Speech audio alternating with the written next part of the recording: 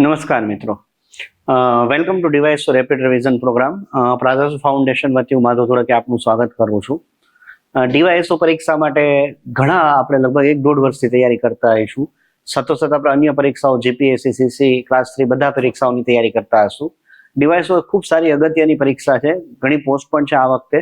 તો આ પરીક્ષા માટે જે તૈયારી કરતા મિત્રો છે એમને મદદરૂપ થઈ શકે, કારણ કે વાંચી તો ઘણું લીધું, હવે આપણી સમય થઈ ગયો છે રિવિઝન માટેનો. તો એ રિવિઝન માટે એક ખાસ પ્રોગ્રામ લોન્ચ કરેલ છે. તો આ પ્રોગ્રામની અંદર આપણે ચર્ચા કરીશું ઇકોનોમી સાથે. તો મારું નામ છે માધવ ધોળકિયા અને છેલ્લા લગભગ 10 વર્ષથી આ ફિલ્ડ સાથે સંકળાયેલ છું અને ઇકોનોમી અને એથિક્સ જેવા વિષયોની આપણે ચર્ચા કરતા હોઈએ છીએ. તો આ પરીક્ષા માટે આપણે ઇકોનોમીનો એક રેપિડ રિવિઝન પ્રોગ્રામ કર્યો છે. તેની અંદર એવા અગત્યના મુદ્દા કે જે પરીક્ષા પહેલા આપણી પાસે 1.5, 2, 3 કલાકનો સમય છે, આપણે ફટાફટ રિવિઝન કરવા છે અને મુદ્દાઓની ચર્ચા આપણે લેવી છે સાથે, કે ભાઈ એટલું આ જોઈએ અને આપણે પરીક્ષામાં બેસીએ તો ઘણું ખરું ખેંચી શકીએ એવા મુદ્દાઓને લઈ અને આપણે આ વિડીયો સિરીઝની અંદર હું આપની સમક્ષ હાજર થયેલ છું. તો મિત્રો, સૌથી પહેલા ચર્ચા કરીએ, આપણું ચેપ્ટર છે નાણું અને ફુગાવો.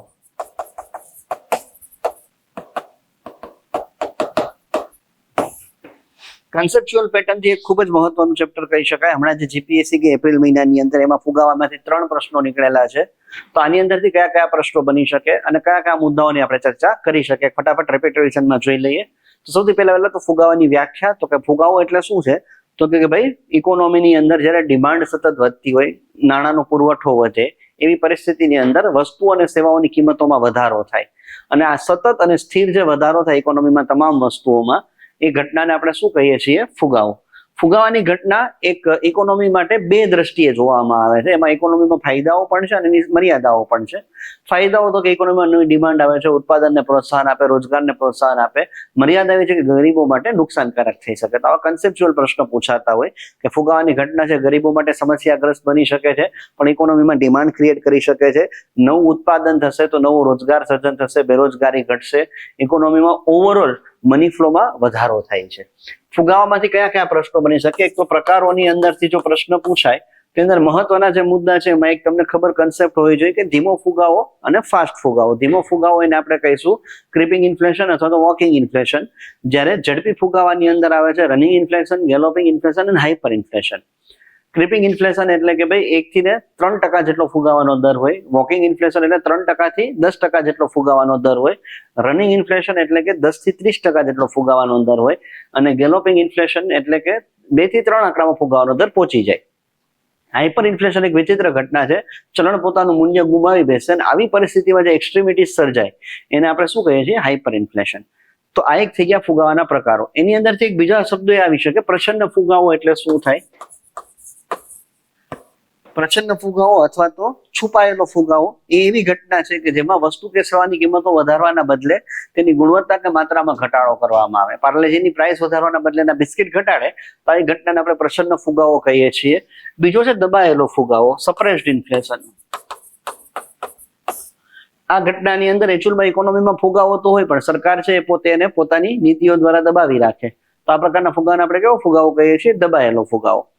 આ સિવાય એક શબ્દો આવતા હોય છે, એ છે ફુગાવાના કારણોને આશરે. તો કારણોની અંદર એક છે ખર્ચ આધારિત ફુગાવો અને બીજો છે માંગ આધારિત ફુગાવો. ખર્ચ આધારિત ફુગાવો છે એને કહેવામાં આવે છે કોસ્ટ પુશ્ડ ઇન્ફ્લેશન. માંગ આધારિત છે એને કહેવામાં આવે છે ડિમાન્ડ પુલ્ડ ઇન્ફ્લેશન. અહીંયાથી જીપીએસસી માં પ્રશ્ન પૂછાણો હતો. કોસ્ટ પુશ્ડ ઇન્ફ્લેશન નો મતલબ શું છે કે ભાઈ વસ્તુ કે સેવાઓની કિંમતોમાં શું થાય છે? તો કે ઉત્પાદન ખર્ચમાં વધારો થાય છે, પ્રોડક્શન કોસ્ટમાં વધારો થાય છે. આ પ્રકારનો ફુગાવો એને આપણે કેવો ફુગાવો કહીએ? ખર્ચ આધારિત ફુગાવો. કે એની અંદર શેમાં વધારો થાય છે? ઉત્પાદન ખર્ચમાં. ઉત્પાદન ખર્ચમાં શેના આધારે વધારો થઈ શકે? તો કે ભાઈ ટેક્સ વધી જાય અથવા તો રો મટીરિયલ મોંઘું થાય, ભાડાઓ વધે, વેતન ભથ્થા વધે. આ બધી ઘટનાઓ છે એના આધારે ખર્ચ આધારિત ફુગાવો થાય. માંગ આધારિત ફુગાવાનો મતલબ શું છે? તો કે ઇકોનોમીમાં ડિમાન્ડ વધે અને ફુગાવો સર્જાય, એને આપણે કેવો ફુગાવો કહીશું? માંગ આધારિત ફુગાવો. માંગ વધવાના કારણો કેવા હોઈ શકે? તો કે લોકોની આવક વધે છે, સરકારનો ખર્ચ વધે, સરકાર યોજનામાં પૈસા નાખે, ઇકોનોમીમાં મની ફ્લો વધે, વ્યાજના દર ઘટે, આરબીઆઈ છે CRR SLR ઘટાડી નાખે તો ઇકોનોમીમાં મની ફ્લો વધી જાય, તો માંગ આધારિત ફુગાવો થઈ શકે. તો કે ઓવરઓલ ડિમાન્ડ વધે અને જે ફુગાવો થાય એને આપણે શું કહીએ? માંગ આધારિત ફુગાવો. આ સિવાય બીજા અન્ય કારણો પણ જોવા મળી શકે. અન્ય કારણોની અંદર કુદરતી કારણો પણ હોઈ શકે, કૃત્રિમ કારણો પણ હોઈ શકે. કુદરતી કારણો જેવા કે ફ્લડ થઈ ગયું. અત્યારે જ આપણે જો ઉત્તરાખંડ છે, હિમાચલ પ્રદેશ છે, જમ્મુ કાશ્મીર છે, અહીંયા જે ફ્લડિંગની ઘટનાઓ થાય છે તો ત્યાં ટેમ્પરરી ફુગાવો વધી જાય. તો આ કેવો ફુગાવો થઈ ગયો? તો કે કુદરતી કારણોના આધારે, તો કૃત્રિમ કારણો, કોઈ સંગ્રહખોરી કરી નાખે કે ઇકોનોમીમાં સપ્લાય તો હોય પણ એ લોકો શું કરે તો કે ભાઈ એ બધી વસ્તુને દબાઈને મૂકી દે સાઈડમાં. તો આના કારણે જે ફુગાવો સર્જાય એને આપણે કેવો કહીશું? તો એને આપણે કહીશું એક અન્ય કારણોમાં કુદરતી સંગ્રહખોરીના કારણે સર્જાતો ફુગાવો. એક એવી ઘટના પણ હોઈ શકે ઇન્ટરનેશનલ કારણોના કારણે ફુગાવો સર્જાય, જેને આપણે આયાતી ફુગાવો કહીએ. તો એની અંદર શું થાય તો કે ઇકોનોમીની અંદર ઇન્ટરનેશનલ બાબતો જેમ કે રશિયા યુક્રેન વોર છે, ઇઝરાયલ પેલેસ્ટાઇન વોર છે, એના કારણે ઇન્ડિયાની અંદર ક્રૂડ ઓઇલ છે એ ઘટી જાય. એ તો જીઓપોલિટિકલ ઇશ્યુઝ હોય જેમ કે ટેરિફ છે, આ છે, તે છે, એના કારણે જે આયાતી ઘટનાઓ છે એના કારણે જો ફુગાવો સર્જાય તેને આપણે કેવો ફુગાવો કહીશું? આયાતી ફુગાવો. તો આ બધા છે મિત્રો ફુગાવાના કારણો. હવે આપણે ચર્ચા કરીએ ફુગાવાની અસરો.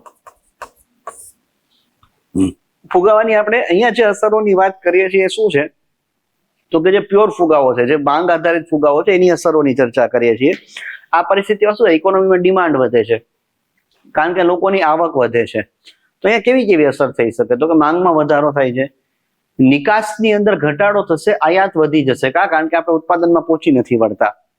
ઉત્પાદન વધશે, લોકો વધારે જોખમ લેશે ઇકોનોમીની અંદર, ઇન્વેસ્ટમેન્ટ વધશે, જોખમ લેશે એટલે બેંકમાં ડિમાન્ડ વધે ઋણની, એટલે કે ઓવરઓલ ડેપ્ટ છે એની ડિમાન્ડ વધે એટલે બેંકો વ્યાજ દર વધારે. સાથોસાથ આરબીઆઈ પણ શું કરે? ફુગાવાને કંટ્રોલ કરવા વ્યાજ દર વધારે, એટલે વ્યાજ દરોમાં વધારો જોવા મળે ફુગાવાના ટાઈમમાં.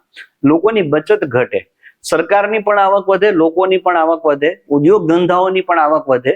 પણ આવકથી બહુ ઝાઝો ફાયદો ન થાય કારણ કે ફુગાવો વધી રહ્યો છે, સામે નાણાંનું મૂલ્ય ઘટે. એટલે ઓવરઓલ તમે જોશો તો જે વાસ્તવિક આવક છે તો ઓલમોસ્ટ સમાન જેવી હોય છે, નાણાકીય આવકમાં ભલે વધારો આપણને જોવા મળે. તો આવા બધા આપણને ફુગાવાની અસરો જોવા મળે છે. ફુગાવાના સમયની અંદર જે વ્યક્તિ લોન આપે છે એને ફુગાવાના ટાઈમમાં નુકસાન જાય છે, જે વ્યક્તિ લોન લે એને ફાયદો થાય. એનું પણ કારણ એ જ છે કે ફુગાવાના સમયમાં નાણાંનું જે મૂલ્ય ઘટે છે એના કારણે જે એ જયારે લે છે લોન ત્યારે એને મોંઘા પૈસા મળે છે, જ્યારે ચૂકવે ત્યારે સસ્તા પૈસા ચૂકવે, તો એને ફાયદો થાય છે જે વ્યક્તિ ઋણ લેનાર છે એને. તો આવી બધી આપણને ફુગાવાની અસર જોવા મળે છે. અને સૌથી વધારે જે પ્રશ્નો પૂછાય છે જે જગ્યાથી એ છે ફુગાવાની ગણતરી. તો ફુગાવાની ગણતરી અલગ અલગ એન્ડ ઉપરથી થઈ શકે. પ્રોડ્યુસર લેવલથી થાય તો એને આપણે કહીશું પીપીઆઈ, પ્રોડ્યુસર પ્રાઇસ ઇન્ડેક્સ.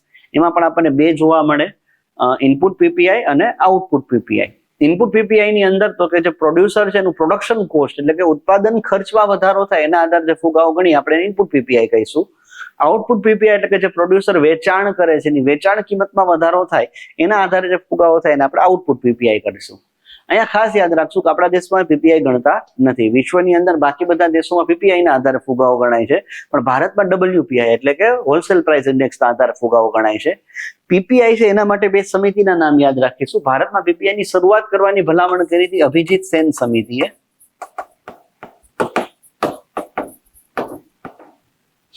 અને બીજી વસ્તુ, ભારતમાં હાલમાં આપણે એક રમેશચંદ કમિટી બનાવી છે.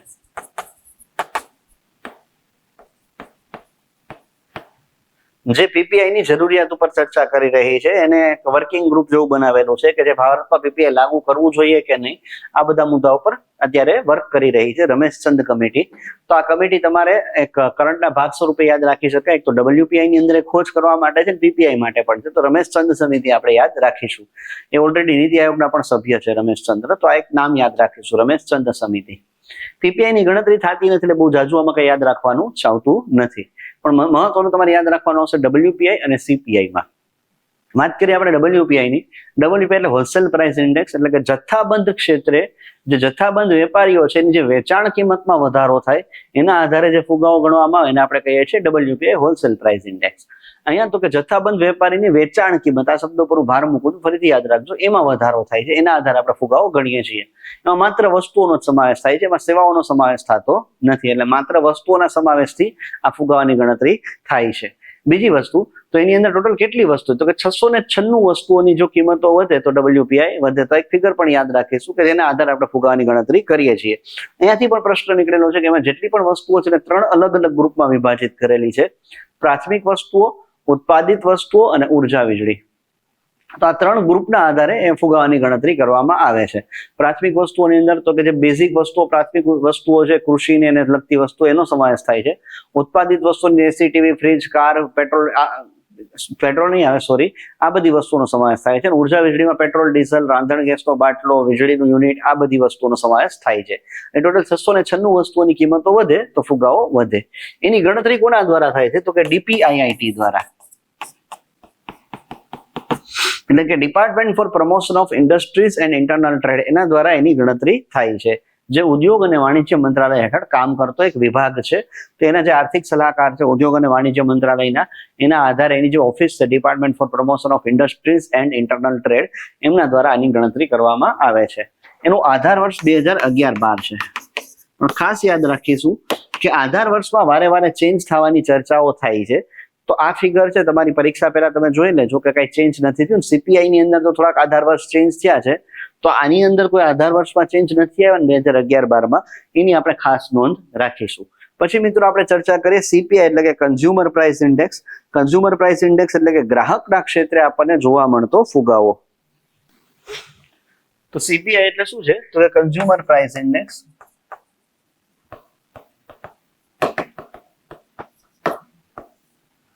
જેમાં તો કે ગ્રાહકના લેવલ ઉપર જોવા મળતો ફુગાવો. એટલે અહીંયા જે ગ્રાહકો છે એ ગ્રાહકોની જે વપરાશ ખર્ચમાં વધારો થાય એના આધારે જે આપણે ફુગાવો ગણીએ એને આપણે શું કહીએ છીએ? CPI તો કે એન્ડ પોઈન્ટ ઉપરનો ફુગાવો છે, કન્ઝ્યુમરના પોઈન્ટ ઓફ વ્યૂથી ઊભો થતો જોવા મળતો ફુગાવો છે. આ ફુગાવાની અંદર વસ્તુઓ અને સેવાઓ બધાનો સમાવેશ થાય છે. એના પણ અલગ અલગ ગ્રુપ છે. એની જે જૂની 4 વ્યવસ્થા હતી, CPI RL, CPI AL, CPI UNME ને CPI IW, અને એમાં 3 નવી વ્યવસ્થાઓની શરૂઆત થઈ છે: CPI અર્બન, CPI રૂરલ અને CPI કમ્બાઇન્ડ. આ 3 નવી વ્યવસ્થાઓની શરૂઆત થઈ છે. તો આજે CPI RL, CPI UL આ બધું શું છે એને આપણે સમજીએ. તો CPI RL એટલે કે રૂરલ લેબર, એટલે કે જે ગામડાની અંદર જે લેબર વર્ક કામ કરે છે એના દ્રષ્ટિએ જે ફુગાવો જોવા મળે છે એને આપણે શું કહીએ છીએ? CPI RL. CPI AL એટલે કે CPI એગ્રીકલ્ચરલ લેબર. એની અંદર તો કે જે કૃષિ ક્ષેત્રે જે લોકો કામ કરે છે એને આપણે શું કહીએ છીએ? CPI AL. CPI UNME એટલે કે અર્બન નોન મેન્યુઅલ એમ્પ્લોય, એટલે કે શહેરોની અંદર જે નોકરિયાતો કામ કરે છે એને આપણે CPI UNME કહીએ છીએ. અને CPI IW એટલે કે ઇન્ડસ્ટ્રીયલ વર્કર્સ, તો એની અંદર જે શહેરોની અંદર જે ઇન્ડસ્ટ્રીઝમાં કામ કરે છે લોકો, એનો જે ફુગાવો છે એને આપણે શું કહીએ છીએ? CPI IW. ખાસ યાદ રાખીશું CPI UNME ની ગણતરી હવે કરતા નથી, અને હમણાં થોડા ચેન્જ થયા છે. CPI RL અને UL લાસ્ટ વીકની અંદર જ આ બંનેનું આધાર વર્ષ થઈ ગયું છે 2019 અને આનું આધાર વર્ષ છે 2016. તો મિત્રો આ એક ખાસ મુદ્દો યાદ રાખીશું, બીકોઝ આ કરંટનો મુદ્દો છે. તો CPI RL અને AL છે એનું આધાર વર્ષ કયું થઈ ગયું છે હવે ખાસ યાદ રાખીશું. કયું થઈ ગયું છે? 2019.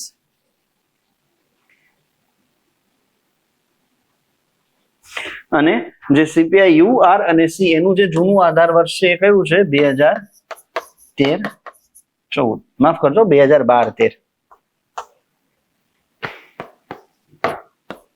આમાં કેટલા સમયથી સુધારો થવાની ચર્ચા ચાલુ છે, તો એક તમે કરંટની અંદર જોતા રહેજો કે એની ઉપર જો રિવાઇઝ થશે તો આ 2024 બની જશે. એનું નવું આધાર વર્ષ કયું બની જશે? 2024. તો ખાસ ધ્યાન રાખીશું. જો પરીક્ષાની અંદર આવે તો તમારા ધ્યાનમાં આધાર વર્ષ યાદ રાખવાના છે. આનું હતું 2011-12, જે હજુ પણ એ જ છે, પણ ચેન્જ કરવાની વાત ચાલુ છે. આનું આધાર વર્ષ બદલી ગયું છે, હવે 2019 થઈ ગયું છે. આનું 2016 થઈ ગયું છે અને આનું 2024 થઈ ગયું છે. ચલો ત્યાર પછી મિત્રો આ ફુગાવાની ગણતરીની અંદર આ સિવાય બીજા કયા કયા ઇન્ડેક્સ છે? તો એક ઇન્ડેક્સ છે હાઉસિંગ પ્રાઇસ ઇન્ડેક્સ, HPI, જે રહેણાંક મકાન છે એની કિંમતોમાં જે વધારો થાય છે એના આધારે ફુગાવાની ગણતરી કરે છે, જેને આપણે રેસિડેક્સ ઇન્ડેક્સ આવું પણ કહીએ છીએ. અને જે NHB નેશનલ હાઉસિંગ બેંક નામની એક સંસ્થા છે એના દ્વારા રજૂ થાય છે, નેશનલ હાઉસિંગ બેંક દ્વારા રજૂ થાય છે. મિત્રો આ 2007 થી રજૂ કરવામાં આવે છે હાઉસિંગ પ્રાઇસ ઇન્ડેક્સ. આ સિવાય બીજા ઘણા બધા એ સૂચકાંકોની એને રજૂઆત કરી છે કે rural price housing price index એક રજૂ કરવો છે, building material price index, plot price index, આવા ઘણા બધા ઇન્ડેક્સની વાત કરે છે પણ હજુ સુધી થયા નથી. તમારી પરીક્ષા પહેલા થવાના કોઈ ચાન્સ પણ દેખાતા નથી. તો અત્યારે આપણે ખાલી એક હાઉસિંગ પ્રાઇસ ઇન્ડેક્સ યાદ રાખીશું.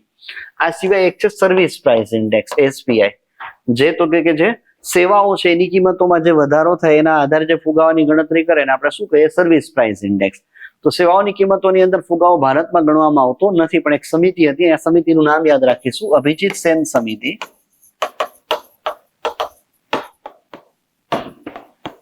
એના દ્વારા ભલામણ કરવામાં આવી છે કે આ જે સેવાઓની કિંમતો છે એમાં જે ફુગાવો થાય એની જે ગણતરી કરવી હોય તો અભિજીત સેન સમિતિ દ્વારા એની ભલામણ કરવામાં કે ભારતમાં આની શરૂઆત કરવી જોઈએ. ડન. તો મિત્રો અહીંયા આપણી ફુગાવાની ગણતરીને લગતા મુદ્દાઓનું રિવિઝન પૂરું થાય છે. હવે આપણે ચર્ચા કરી ફુગાવા સાથે જોડાયેલ અન્ય શબ્દો. તો આપણે ચર્ચા કરી એ મુજબ કે ફુગાવો ભારતની અંદર કેટલા ટકા રાખવાની વાત કરી છે, તો ઉર્જિત પટેલ સમિતિએ ભલામણ કરી હતી કે ભારતમાં ફુગાવો 4% પ્લસ ઓર માઇનસ 2% હોવો જોઈએ. આની અંદર આપણે એવી કલ્પના કરીએ કે જે નિયત ફુગાવો છે એના કરતા જો ફુગાવો વધે તો આ પોઈન્ટ ઉપર ઇકોનોમીને નુકસાન કરતા છે, કારણ કે આલ્ફ્રેડ માર્શલે કીધું છે કે જો સતત કિંમતો વધે તો આગળ જતા માંગમાં ઘટાડો થશે, તો એ શું કરશે તો કે ક્યાંક ને ક્યાંક ઇકોનોમીને ડૂબાડવા માટે કારણ બનશે. તો એવું ન થાય એટલે સરકાર શું કરે, ફુગાવાને નિયંત્રિત કરવાનો પ્રયત્ન કરે અને નોર્મલ કરે. તો આ જે પગલું છે આને આપણે કહીશું ઇન્ફ્લેશન, કે જે નોર્મલ ફુગાવો વધે છે પણ એક પોઈન્ટ કરતા વધી જાય અને સરકાર અને આરબીઆઈ પોતાના પ્રયત્નો દ્વારા એને ઘટાડીને નોર્મલ કરે, તો આ જે પોઈન્ટ છે, આ જે પરિસ્થિતિ છે કે જેમાં ફુગાવો નોર્મલ થાય છે એને આપણે કહીએ છીએ ડિસઇન્ફ્લેશન. એના માટે શબ્દ યુઝ થાય છે ડિસઇન્ફ્લેશન. માનો કે ફુગાવો ઘટે છે તો એને આપણે કહીશું ડિફ્લેશન, પણ એક પોઈન્ટ કરતા ઘટી જાય અને એ પણ નુકસાનકારક છે, તો સરકાર અને આરબીઆઈ ને કંટ્રોલ કરીને પાછી નોર્મલ કરવાનો પ્રયત્ન કરે તો આ જે પગલું છે એને આપણે કહીશું રિફ્લેશન. ફરીથી મિત્રો શબ્દો કહી દઉં, આ છે ઇન્ફ્લેશન, આ છે ડિસઇન્ફ્લેશન, આ છે ડિફ્લેશન અને આ છે રિફ્લેશન. તો આ 4 શબ્દો ઉપર પણ આપણે ભાર રાખીશું. તો આ જે 4 શબ્દો છે ઇન્ફ્લેશન, ડિસઇન્ફ્લેશન, ડિફ્લેશન અને રિફ્લેશન, તો અહીંયાથી કોઈ પ્રશ્ન પડે આપણને યાદ રહી જાય. ખાસ યાદ રાખીશું ડિસઇન્ફ્લેશન અને રિફ્લેશન સરકારના પગલા દ્વારા જે નોર્મલ થવાની પરિસ્થિતિ છે એને આપણે કહીએ છીએ, જ્યારે આ બે નેચરલ ઘટના છે ઇકોનોમીની. આ સિવાય પણ બીજા 2 શબ્દો છે, જ્યારે ઇકોનોમીમાં ફુગાવો અને બેરોજગારી, ફુગાવો અને બેરોજગારી બંને સાથે જોવા મળે. બેરોજગારીને આપણે કહીએ છીએ સ્ટેગ્નેશન અને ફુગાવાને આપણે કહીએ છીએ ઇન્ફ્લેશન. બંને જ્યારે એક સાથે જોવા મળે તો આ ઘટનાને આપણે કહીશું સ્ટેગફ્લેશન.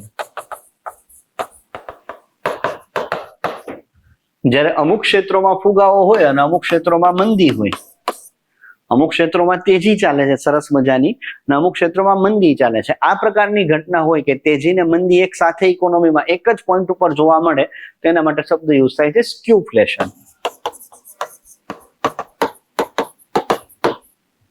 એના માટે કયો શબ્દ યુઝ થાય છે? સ્ક્યુફ્લેશન. પછી એક શબ્દ યુઝ થાય છે ઇન્ફ્લેશન ટેક્સ. ઇન્ફ્લેશન ટેક્સ કેવી ઘટના છે તો કે જ્યારે સરકાર બજેટ બનાવે અને એની આવક કરતા ખર્ચ વધારે હોય તો નોર્મલી સરકાર શું કરતી હોય? દેવું કરતી હોય. પણ સરકાર આવું ના કરે, દેવું ના કરે અને ચલણી નોટ છાપી અને આને કંટ્રોલ કરવાનો પ્રયત્ન કરે, પોતાનો થોડોક આવક વધારવાનો પ્રયત્ન કરે, તો આવી પરિસ્થિતિ છે તમારા બેંકના ખાતામાં પૈસા પડ્યા છે એની વેલ્યુ ડાઉન થશે. જે ડાયરેક્ટ નહીં પણ ઇનડાયરેક્ટ રૂપે ફુગાવાના સ્વરૂપે નાગરિકો ઉપરનો ટેક્સ છે, તો એને આપણે શું કહીએ છીએ? Inflation tax. ને એનું કારણ શું છે તો કે ખાધનું મુદ્રીકરણ કરવામાં આવે. ખાધનું મુદ્રીકરણનો મતલબ શું છે કે જ્યારે જ્યારે સરકારને ખાધ ઊભી થાય તો ચલણી નોટ છાપી અને ખાધને પૂરી કરવામાં આવે ત્યારે જે નાણાંનું મૂલ્ય ઘટે તેના માટે કયો શબ્દ યુઝ થાય છે? Inflation tax. પછી એક શબ્દ છે વેજ ઇન્ફ્લેશન સ્પાઇરલ. તો કે જ્યારે નાણાં ઇકોનોમીમાં લોકોના વેતન વધે તો ઇન્ફ્લેશન એ વધશે, ઇન્ફ્લેશન વધશે તો પાછા વેતન વધારવા પડશે, પાછું ઇન્ફ્લેશન વધશે, તો આ બંને એકબીજાને વધારો કરતા હોય છે. તો આ જે ઘટના જેને આપણે શું કહીએ છીએ? Veg inflation spiral. આ ઘટના આપણને લેટિન અમેરિકન દેશોમાં જોવા મળી હતી. તો મિત્રો આજે આપણું એક અગત્યનું ચેપ્ટર છે ફુગાવો, એની અહીંયા આપણે ચર્ચા પૂરી કરી. બીજા લેક્ચરની અંદર આપણે ચર્ચા કરીશું નાણાકીય નીતિની. નમસ્કાર મિત્રો, આ વિડીયોની અંદર આપણે રિવિઝન કરીશું નાણાકીય બજારો, ફાઇનાન્શિયલ માર્કેટ્સ અને નાણાકીય નીતિ, આને લગતા જે મુદ્દાઓ છે તેની. નાણાકીય બજારો, ફાઇનાન્શિયલ માર્કેટ. શું છે ફાઇનાન્શિયલ માર્કેટ્સ? તો આ એવા બજારો છે કે જે નાણાંની લેવડ દેવડ થાય છે, એવા બજારોને આપણે શું કહીએ? નાણાકીય બજારો. અને અંદર કામ કરતી સંસ્થા છે આપણે કહીએ ફાઇનાન્શિયલ ઇન્સ્ટિટ્યૂટ્સ, એટલે કે નાણાકીય સંસ્થાઓ. જેમ કે બેંકો છે એ પણ એક નાણાકીય સંસ્થા છે, નોન બેન્કિંગ ફાઇનાન્શિયલ ઇન્સ્ટિટ્યૂટ્સ એ નાણાકીય સંસ્થા છે. બેંકોની અંદર આપણે વાત કરીએ તો બેંકો શું છે તો કે એવી સંસ્થાઓ કે જે માર્કેટમાંથી પૈસા છે થાપણ સ્વરૂપે લઈ પણ શકે છે, લોકોને ધિરાણ પણ આપી શકે. આ બંને કામ કરતી એને આપણે બેંક કહીએ. આ બેમાંથી કોઈ પણ એક કામ ન કરે તો એને આપણે નોન બેન્કિંગ ફાઇનાન્સિયલ ઇન્સ્ટિટ્યૂટ કહીએ. આઈસીઆઈસીઆઈ એટસેટ્રા બેંક છે, બજાજ ફાઇનાન્સ, ચોલામંડલમ, મુથુટ, આ બધી શું છે? નોન બેન્કિંગ ફાઇનાન્સિયલ ઇન્સ્ટિટ્યૂટ છે. આ સિવાય સ્ટોક માર્કેટની સંસ્થાઓ, વીમા કંપનીઓ, આ બધી નાણાકીય સંસ્થાઓ જ ગણાય. નાણાકીય બજારની અંદર આ બધી સંસ્થાઓ કામ કરતી હોય અલગ અલગ ઇન્સ્ટ્રુમેન્ટ્સની મદદથી. એમાં કયા કયા ઇન્સ્ટ્રુમેન્ટ હોઈ શકે? તો એક તો છે દેવાના સાધનો અને બીજા છે ભાગીદારીના સાધનો.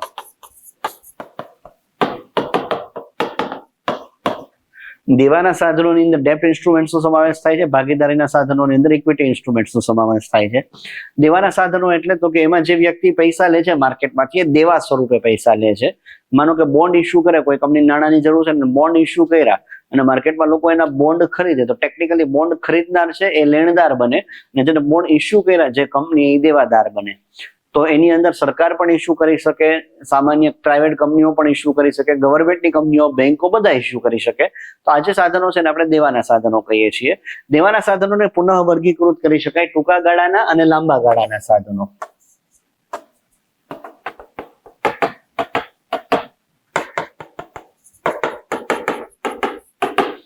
જે 1 વર્ષથી ઓછો સમય એટલે કે 1 થી લઈને 364 દિવસ સુધીના સાધનો હોય એને બધા આપણે ટૂંકા ગાળાના સાધનો કહીએ.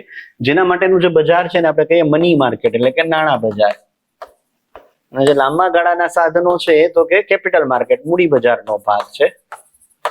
જે તો કે 1 વર્ષ કરતા વધારે સમય 365 કે તેનાથી વધારે દિવસના જે સાધનો છે એને આપણે કેપિટલ માર્કેટ એટલે કે મૂડી બજારના સાધનો કહીએ છીએ.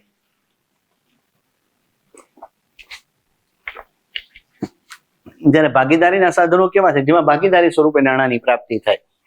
માનો કે કોઈ કંપની છે ને નાણાંની જરૂર છે, માર્કેટમાં પોતાના સ્ટોક વેચવા માટે કાઢે, આઈપીઓ ઇસ્યુ કરે, એફપીઓ ઇસ્યુ કરે અને માર્કેટમાં સ્ટોક વેચી ભાગીદારી વેચી અને માર્કેટમાંથી પૈસા લે તો એને આપણે કેવા સાધનો કહીએ છીએ? આપણે ભાગીદારીના. આના એક્ઝામ્પલ તરીકે સ્ટોક છે, ઇક્વિટી છે, એમાંય ઘણા બધા પ્રકારના સ્ટોક્સ હોય છે. આ બધા એના સાધનો છે. તો મોટું મોટું જો આપણે વર્ગીકરણ જોઈએ નાણાકીય બજારનું એના સાધનોનું તો દેવાના સાધનો છે અને ભાગીદારીના સાધનો. દેવાના સાધનોની અંદર ટૂંકા ગાળાના મની માર્કેટમાં આવશે, લાંબા ગાળાના કેપિટલ માર્કેટમાં આવશે. આ ખાસ યાદ રાખીશું. 364 દિવસ યાદ રાખીશું. 364 થી ઓછા એટલે મની માર્કેટ અને કે એનાથી વધારે 365 કે એનાથી વધારે તો કેપિટલ માર્કેટ. ડન. ચલો ત્યાર પછી આપણે ચર્ચા કરીએ એ છે આ જે સાધનો છે એમાંથી કયા કયા સાધનો આપણે મહત્વના છે ભણવાના છે. તો એમાંથી એક છે ટ્રેઝરી બિલ્સ, ટી બિલ્સ. પેલા કેન્દ્ર સરકાર અને રાજ્ય સરકાર બંને રજૂ કરી શકતા પણ હવે માત્ર કેન્દ્ર સરકાર જ રજૂ કરી શકે છે. એનો સમયગાળો છે 91 દિવસ, 182 દિવસ અને 364 દિવસ માટે આ રજૂ કરી શકે છે. રાજ્ય સરકાર રજૂ કરતી ત્યારે 7, 14, 28 દિવસ રજૂ કરી શકતી પણ હવે રજૂ કરી શકતી નથી. આ ટેકનિકલી જે ગવર્મેન્ટની ટ્રેઝરી છે એની ઉપરનું જ દેવું ગણાય. સરકાર જ્યારે બજેટ બનાવે અને પૈસાની જરૂર પડે તો એ શું કરશે? તો કે માર્કેટમાં બોન્ડ ઇસ્યુ કરી અને શોર્ટ ટર્મ બોન્ડ ઇસ્યુ કરીને નાણાં મેળવવાનો પ્રયત્ન કરશે. એટલે સરકારની ટ્રેઝરી એટલે કે તિજોરી ઉપરનું દેવું ગણાય એટલે તેનું નામ છે ટ્રેઝરી બિલ્સ. આને આપણે રાજકોષીય ખાધ તરીકે જોઈશું.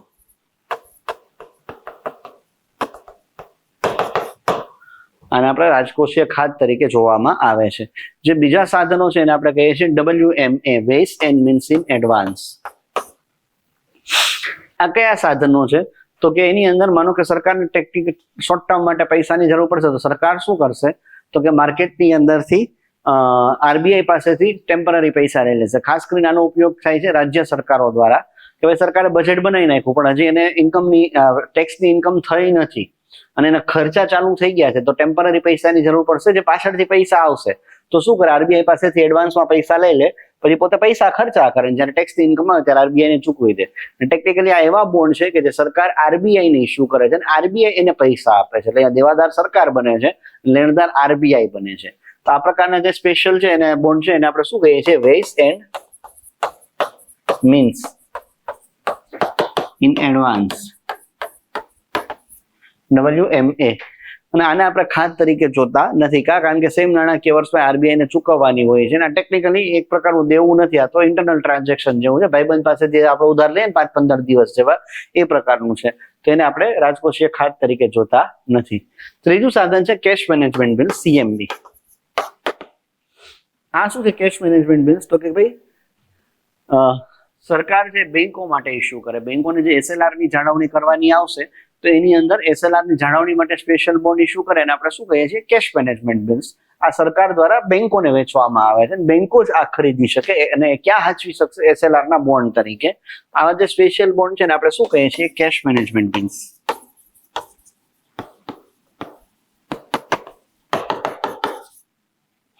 ચલો ત્યાર પછી આપણે બેંકોના સાધનો જોઈએ તો એમાં 3 શબ્દ યાદ રાખી શકાય: કોલ મની, નોટિસ મની અને ટર્મ મની. કોલ મની એટલે તો કે એક બેંક, આ ઇન્ટર બેન્કિંગ સાધનો છે.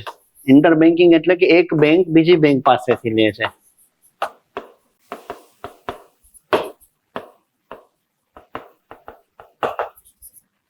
તો આની અંદર કોલ મની નો મતલબ શું થાય કે જ્યારે એક બેંક છે બીજી બેંક પાસેથી એક દિવસ માટે પૈસા લેશે તો એને આપણે શું કહીશું કોલ મની.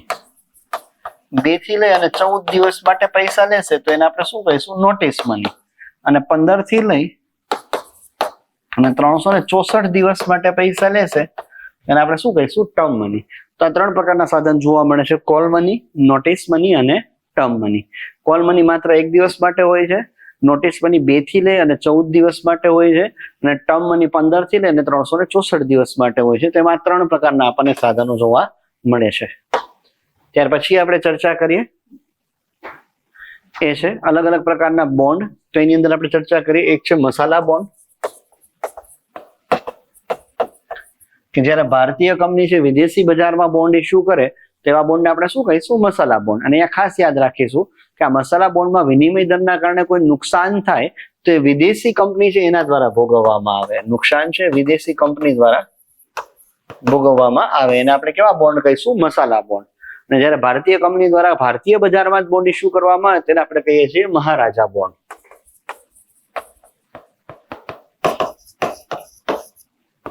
તો મસાલા બોન્ડ ની અંદર બીજી વસ્તુ ખાસ યાદ રાખીશું કે આનો હિસાબ છે એ રૂપિયાની વેલ્યુના આધારે થાય છે.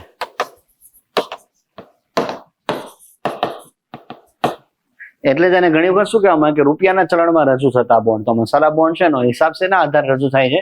જે રૂપિયાની વેલ્યુ છે એના આધારે થાય. અને વિનિમય દરમાં કોઈ પણ નુકસાન આવે એ ઇન્ડિયને કઈ નહીં જોવાનું, એ બધું વિદેશી જે ખરીદનાર વ્યક્તિ છે એને જોવાનું. એટલે કોઈ ઇન્ડિયન કંપની વિદેશી બજારમાં બોન્ડ ઇસ્યુ કરે એને આપણે શું કહીશું મસાલા બોન્ડ. ઇન્ડિયન કંપની ઇન્ડિયામાં ઇસ્યુ કરે તેને આપણે કહીશું મહારાજા બોન્ડ. આ સિવાય કરંટમાં શબ્દ હતો પાંડા બોન્ડ.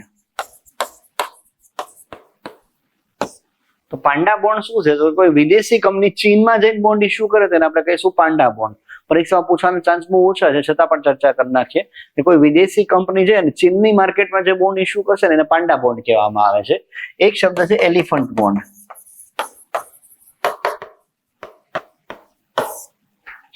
મોટી રકમના, આ નામથી જ ખબર પડી જાય, એલિફન્ટ એટલે મોટું.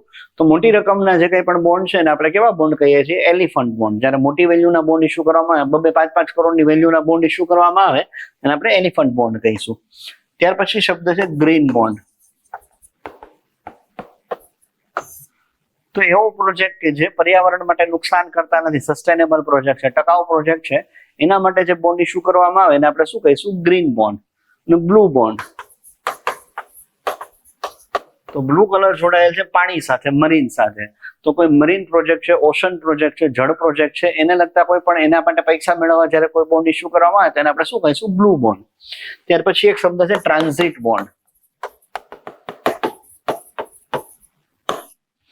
તો કોઈ બ્રાઉન કંપની છે એટલે કે પર્યાવરણ માટે ભલે અત્યારમાં નુકસાન કરતી હોય પણ એને ગ્રીન કંપની બનવું છે તો એના માટે જે ટ્રાન્ઝિશન ફેઝમાં જે બોન્ડ ઇસ્યુ કરે એને આપણે શું કહીશું? Transit bond. અને માનો કે કોઈ કંપની છે, એક એક્ઝામ્પલથી સમજીએ કે થર્મલ છે એટલે કોલસો બાળી અને ઉર્જા ઉત્પન્ન કરે છે અને એની પ્લાન્ટ બંધ કરીને હવે એને પવનચક્કીથી ઉર્જા ઉત્પન્ન કરવી છે. તો આ ટ્રાન્ઝિશન માટે ઇન્વેસ્ટમેન્ટ જોશે. આ ઇન્વેસ્ટમેન્ટ માટે જે બોન્ડ ઇસ્યુ કરે ને આપણે કેવા બોન્ડ કહીએ? Transit bond.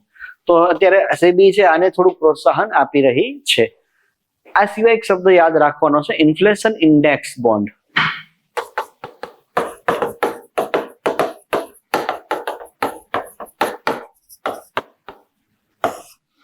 Inflation index bond નો મતલબ શું થાય કે જ્યારે બજારની અંદર ફુગાવો શું થાય છે?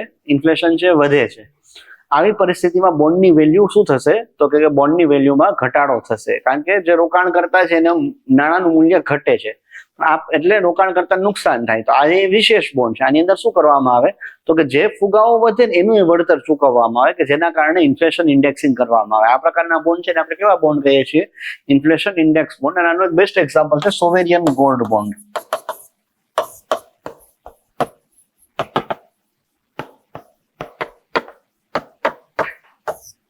આ સોવેરિયન ગોલ્ડ બોન્ડ ની અંદર શું થાય તો કે જે ગોલ્ડની વેલ્યુ છે એના આધારે બોન્ડની વેલ્યુ ડિસાઇડ થાય. જેમ જેમ ગોલ્ડની વેલ્યુ વધે એમ બોન્ડની વેલ્યુ વધતી જાય, એટલે ઇન્ફ્લેશન ઇન્ડેક્સિંગ થઈ ગયું કહેવાય. અને પ્લસ એ સિવાય સરકાર છે 2% વટાવ આપે છે, 2% એક્સ્ટ્રા વ્યાજ આપે છે, એટલે 5% બીજો લાભ થાય. તો આ પ્રકારના જે બોન્ડ છે ને આપણે શું કહીએ છીએ? Inflation index bond. મિત્રો, સોવેરિયન ગોલ્ડ બોન્ડ સાથે આરબીઆઈ એક સ્કીમ લઈને આવી હતી, રિટેલ ડાયરેક્ટ સ્કીમ.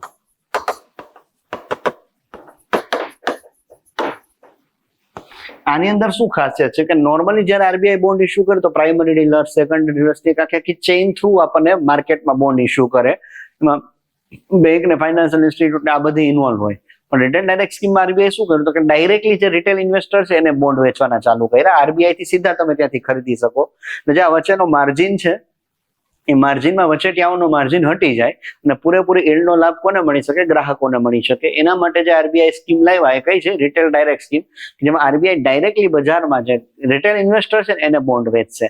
તો આ જે યોજના છે ને આપણે શું કહીએ છીએ? Retail direct scheme. મિત્રો, બોન્ડ માર્કેટની અંદર આટલું જ યાદ રાખવાનું છે. હવે આપણે ચર્ચા કરીએ સ્ટોક માર્કેટની અંદર. તો સ્ટોક માર્કેટની અંદર અલગ અલગ શેરના પ્રકાર છે, જેમ કે ઓર્ડિનરી શેર છે અને પ્રેફરન્શિયલ શેર છે.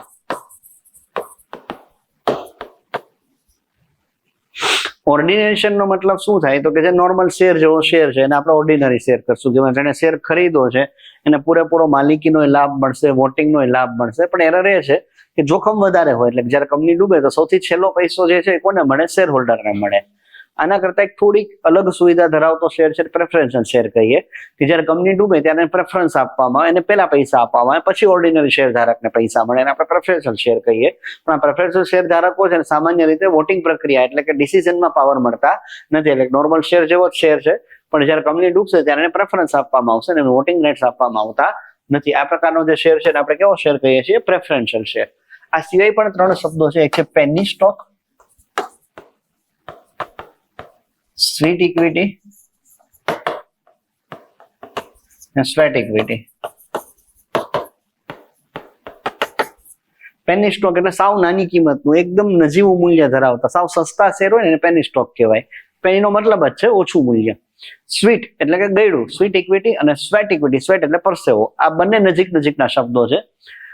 સ્વીટ ઇક્વિટી એટલે કંપની પોતાના એમ્પ્લોય માટે જે સ્પેશિયલ સસ્તા શેર રજૂ કરે એને આપણે શું કહીશું? Sweet equity. અને સ્વેટ ઇક્વિટીનો મતલબ શું થાય કે જ્યારે કંપની પોતાના એમ્પ્લોયને પૈસાના બદલે શેર આપે, એને વળતરના બદલે અથવા તો મોટિવેટ કરવા માટે ઇન્સેન્ટિવ સ્વરૂપે, પ્રોત્સાહક સ્વરૂપે જ્યારે શેર આપવામાં આવે તેને આપણે સ્વેટ ઇક્વિટી કહીએ. તો આ વળતરના બદલામાં આપવામાં આવતા શેર છે. આ સસ્તા ભાવે સ્પેશિયલ શેર છે અને આ કેવા છે? સસ્તી કિંમતના શેર છે. આ સિવાય બીજા 2 શબ્દો છે મિત્રો આની અંદર, એ છે વેન્ચર કેપિટાલિસ્ટ અથવા તો વેન્ચર કેપિટલ અને એન્જલ ઇન્વેસ્ટમેન્ટ.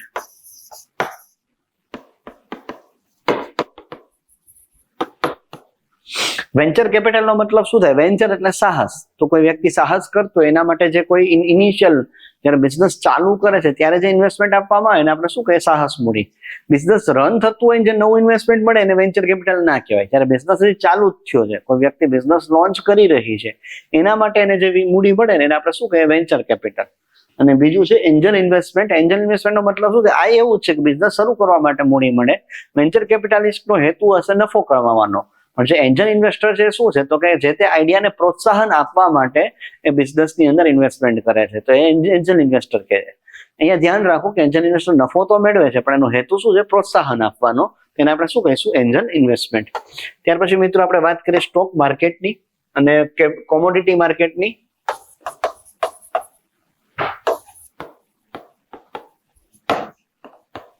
આની ઉપર નિયામક સંસ્થા તો સેબી છે, તો એ બધાની ચર્ચા કરી નાખીએ.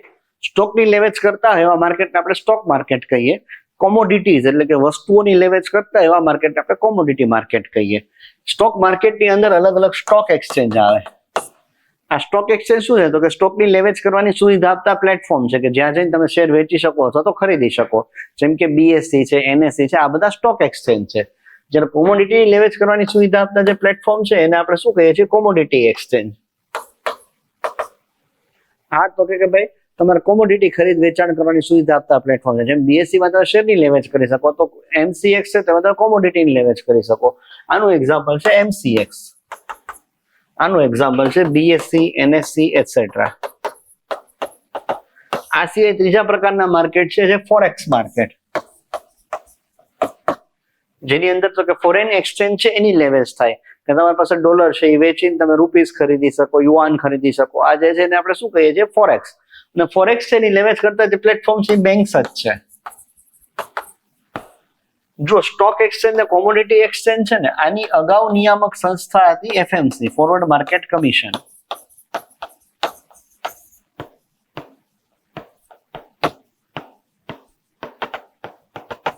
પણ 2016 સેબીમાં ભળી ગઈ, વિલીનીકરણ થઈ ગયું સેબીમાં. આખી સંસ્થા જ સેબીમાં જતી રહી. અને આની તો અગાઉથી જ કઈ સંસ્થા છે? સેબી. તો આ બધી નિયામક સંસ્થા થઈ જશે સેબી. પણ ફોરેક્સ ની અંદર નિયમન થાય છે ફોરેક્સ નું આરબીઆઈ દ્વારા. કારણ કે આપણને ખ્યાલ છે કે બાહ્ય ક્ષેત્રની અંદર જે કંઈ પણ બાહ્ય એક્સચેન્જ આવે છે, બાહ્ય પૈસા આવે, એ બધા આરબીઆઈ ના કંટ્રોલ થી આવશે. સ્ટરીલાઇઝેશન પોલિસી આરબીઆઈ ની છે અને એટલે જ આ વ્યવસ્થા આખી બેંકને સોંપેલી છે. એટલે ફોરેક્સ એનો કંટ્રોલ થશે આરબીઆઈ દ્વારા, જ્યારે આ બધાનો કંટ્રોલ કોના દ્વારા થશે? સેબી દ્વારા. એફએમસી સંસ્થાનું નામ યાદ રાખજો, જે 2016 ની અંદર સેબીમાં ભળી ગઈ. આપણા દેશની અંદર કોઈ નિયામક સંસ્થાના વિલીનીકરણની સૌ પ્રથમ ઘટના છે. પછી આપણે થોડીક સ્ટોક એક્સચેન્જની માહિતી જોઈ લઈએ. તો બે સ્ટોક એક્સચેન્જ ઇમ્પોર્ટન્ટ છે, બીએસસી અને એનએસસી. બીએસસી ની સ્થાપના થઈ હતી 1875માં. તો આ ભારતનું સૌથી જૂનું, સૌ પ્રથમ, ભારતનું નહીં પણ માત્ર ભારતનું નહીં પણ એશિયાનું સૌ પ્રથમ સ્ટોક એક્સચેન્જ છે બીએસસી, બોમ્બે સ્ટોક એક્સચેન્જ. મુંબઈમાં દલાલ સ્ટ્રીટ ખાતે આવેલું છે. જ્યારે સ્થાપના થઈ ત્યારે એનું નામ હતું the native share and stock brokers association, પણ પાછળથી એનું નામ બોમ્બે સ્ટોક એક્સચેન્જ, કારણ કે બોમ્બેમાં આવે છે બોમ્બે સ્ટોક એક્સચેન્જ થઈ ગયું. એના જે ઇન્ડાઇસીસ છે એમાંથી ઇમ્પોર્ટન્ટ છે સેન્સેક્સ, જે 30 સ્ટોકની વેલ્યુ ઉપરથી બને છે. આ 30 સ્ટોકની ભાવ વધે તો સેન્સેક્સ વધે, અને 30 સ્ટોકનો ભાવ ઘટે તો સેન્સેક્સ ઘટે. આ સિવાય છે બીએસસી 200, બીએસસી 500, નેશનલ ઇન્ડેક્સ ને પ્લસ સેક્ટર વાઇઝ અલગ અલગ ઇન્ડેક્સ છે. તો બીએસસી 200 200 શેરની વેલ્યુથી બને, કે 200 શેરની કિંમત વધે તો બીએસસી 200 વધે. બીએસસી 500 છે 500 શેરથી બનેલો છે. નેશનલ ઇન્ડેક્સ 100 શેરથી બનેલો છે. પછી બીએસસી બેંકેક્સ છે, આઈટીએક્સ છે, આ બધા છે કે બેન્કિંગ શેરો માટે બેંકેક્સ બનાવ્યું, આઈટી શેરો માટે આઈટીએક્સ બનાવ્યું, ફાર્મા શેરો માટે ફાર્મેક્સ બનાવ્યું. તો સેક્ટોરલ તો પાછી અલગ જ છે બધાના. તો આ ઇન્ડેક્સિસ શું છે તો કે એ જે પર્ટિક્યુલર સેક્ટરની કિંમતો વધતી હોય તો એ ઇન્ડેક્સ વધે, તો આપણને ખબર પડે કયા સેક્ટરમાં શેરની ડિમાન્ડ વધારે છે તો કયા સેક્ટરમાં શેરની ડિમાન્ડ ઓછી છે. એનએસસી ના અલગ અલગ ઇન્ડેક્સિસ છે, જેની અંદર એક પોપ્યુલર છે નિફ્ટી, જેનું આખું નામ છે નિફ્ટી 50, કારણ કે 50 શેરથી બનેલ છે, 50 સ્ટોકથી બનેલ છે. આ સિવાય છે એસએન્ડપી, સીએનએક્સ 200, એસએન્ડપી, સીએનએક્સ 500. આ જે બંને સ્ટોક એક્સચેન્જ છે એ 200 અને 500 શેરથી બનેલા છે. અને આ સિવાય આના પણ પોતાના સેક્ટોરલ છે. એનએસસી બેંકેક્સ છે અથવા તો એનએસસી ફાર્મેક્સ છે, જેને બેંક નિફ્ટી, ફાર્મા નિફ્ટી આવી રીતે આપણે કહીએ છીએ. તો એ પણ શું છે તો કે એના અલગ અલગ ઇન્ડાઇસીસ છે, પણ મોટા મોટા આટલા યાદ રહી જાય તો ઘણું છે.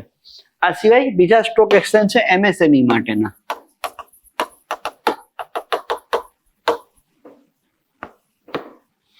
આ તો જે નાની એમએસએમઈ કંપનીઓ છે એના માટેના સ્ટોક એક્સચેન્જ છે, જેને આપણે શું કહીએ છીએ? MSME exchange. આની અંદર બે એક્ઝામ્પલ છે. બીએસસી વાળાનું છે, એનું નામ છે બીએસસી એસએમઈ, એ 2012માં બન્યું. અને જે એનએસસી નું છે એનું નામ છે ઇમર્જ, આ એનએસસી નું છે, એ 2012માં બન્યું. બસ ખાલી આટલું યાદ રાખશો તો ઇનફ છે. અહીંયાથી પ્રશ્ન ક્યારેય નીકળતા નથી. આ તો એક રિવિઝનના ભાગ સ્વરૂપે આપણે ચર્ચા કરી. તો બીએસસી એસએમઈ છે અને ઇમર્જ છે.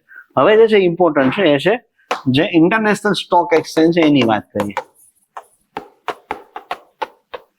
તો એમાં એક બીએસસી નું છે અને એક એનએસસી નું ઇન્ટરનેશનલ સ્ટોક એક્સચેન્જ છે. એનએસસી નું વધારે પોપ્યુલર છે, બીએસસી નો જે છે એનું નામ છે ઇન્ડિયા આઈએનએક્સ. એનએસસી નું તો સિમ્પલ છે, NSC India international stock exchange.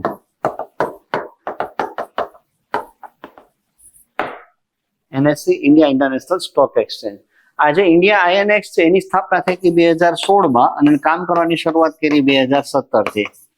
આની તો સ્થાપના 2017 થઈ અને કામ કરવાની શરૂઆત 2017 થી કરી. આ કેવા સ્ટોક એક્સચેન્જ છે? International stock exchange. એટલે કે કોઈ વિદેશી ઇન્વેસ્ટરે ઇન્ડિયન કંપનીમાં ઇન્વેસ્ટમેન્ટ કરવું છે તો એની સુવિધા આપે છે, અને કોઈ ઇન્ડિયન ઇન્વેસ્ટરે વિદેશી કંપનીઓમાં ઇન્વેસ્ટમેન્ટ કરવું છે, વિદેશી સ્ટોક માર્કેટમાં ઇન્વેસ્ટમેન્ટ કરવું છે તો એની સુવિધા આપે છે. તો આ બંને સુવિધા આપતા સ્ટોક એક્સચેન્જ છે. ખાસિયત કઈ કઈ વસ્તુ જ્યાંથી પ્રશ્નો નીકળે તો કે ભાઈ સવારના 4 વાગ્યાથી લઈ રાતના 2 વાગ્યા સુધી રાઉન્ડ ધ ક્લોક 22 કલાક કામ કરતા સ્ટોક એક્સચેન્જ છે.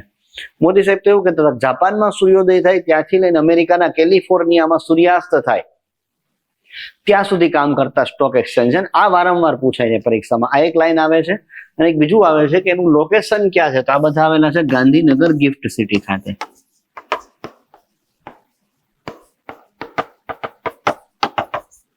આ ક્યાં આવેલા છે? ગાંધીનગરના ગિફ્ટ સિટી ખાતે. તો એવા સ્ટોક એક્સચેન્જ છે કે જે ગાંધીનગરમાં સ્થિત છે. ડન છે ગાઈસ? તો અહીંયા મિત્રો આપણો જે નાણાકીય બજાર વાળો મુદ્દો છે એ પણ પૂરો થાય છે. આગામી વિડીયોની અંદર આપણે ચર્ચા કરીશું નાણાકીય નીતિને લગતો મુદ્દો. નમસ્કાર મિત્રો, વેલકમ. આ સેશનની અંદર આપણે ચર્ચા કરીશું એક જે ટોપિક છે રેપિડ રિવિઝનના ભાગ સ્વરૂપે નાણાકીય નીતિ, મોનેટરી પોલિસી. ખૂબ જ અગત્યનો ટોપિક છે ઇકોનોમીના પોઈન્ટ ઓફ વ્યૂથી. દર વખતે પ્રિલિમ્સની અંદર 3-4 માર્કનું આ ટોપિકમાંથી પૂછાતું હોય. આ ટોપિક કર્યા વિના પરીક્ષામાં ન બેસાય. આપણે ઓલરેડી ભણેલા હઈશું પણ આપણે આની અંદર આપણે ચર્ચા કરીશું એના રેપિડ રિવિઝનને લગતી. તો મિત્રો નાણાકીય નીતિની અંદર આપણને 2 પ્રકારના સાધનો જોવા મળે છે. એક તો છે ગુણાત્મક સાધનો અને બીજા છે પરિમાણાત્મક સાધનો.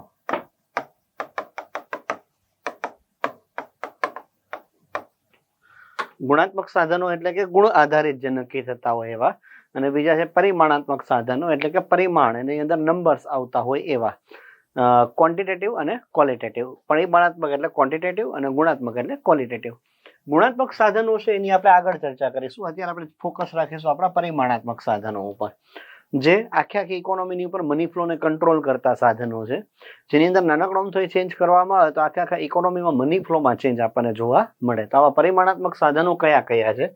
તો પરિમાણાત્મક સાધનોની અંદર સૌથી પહેલા આપણે વાત કરીએ અનામત પ્રમાણ. અનામત પ્રમાણમાં આપણને 2 અલગ અલગ વસ્તુ જોવા મળે છે. એક છે CRR અને એક છે SLR. CRR એટલે કેશ રિઝર્વ રેશિયો, SLR એટલે સ્ટેચ્યુટરી લિક્વિડિટી રેશિયો.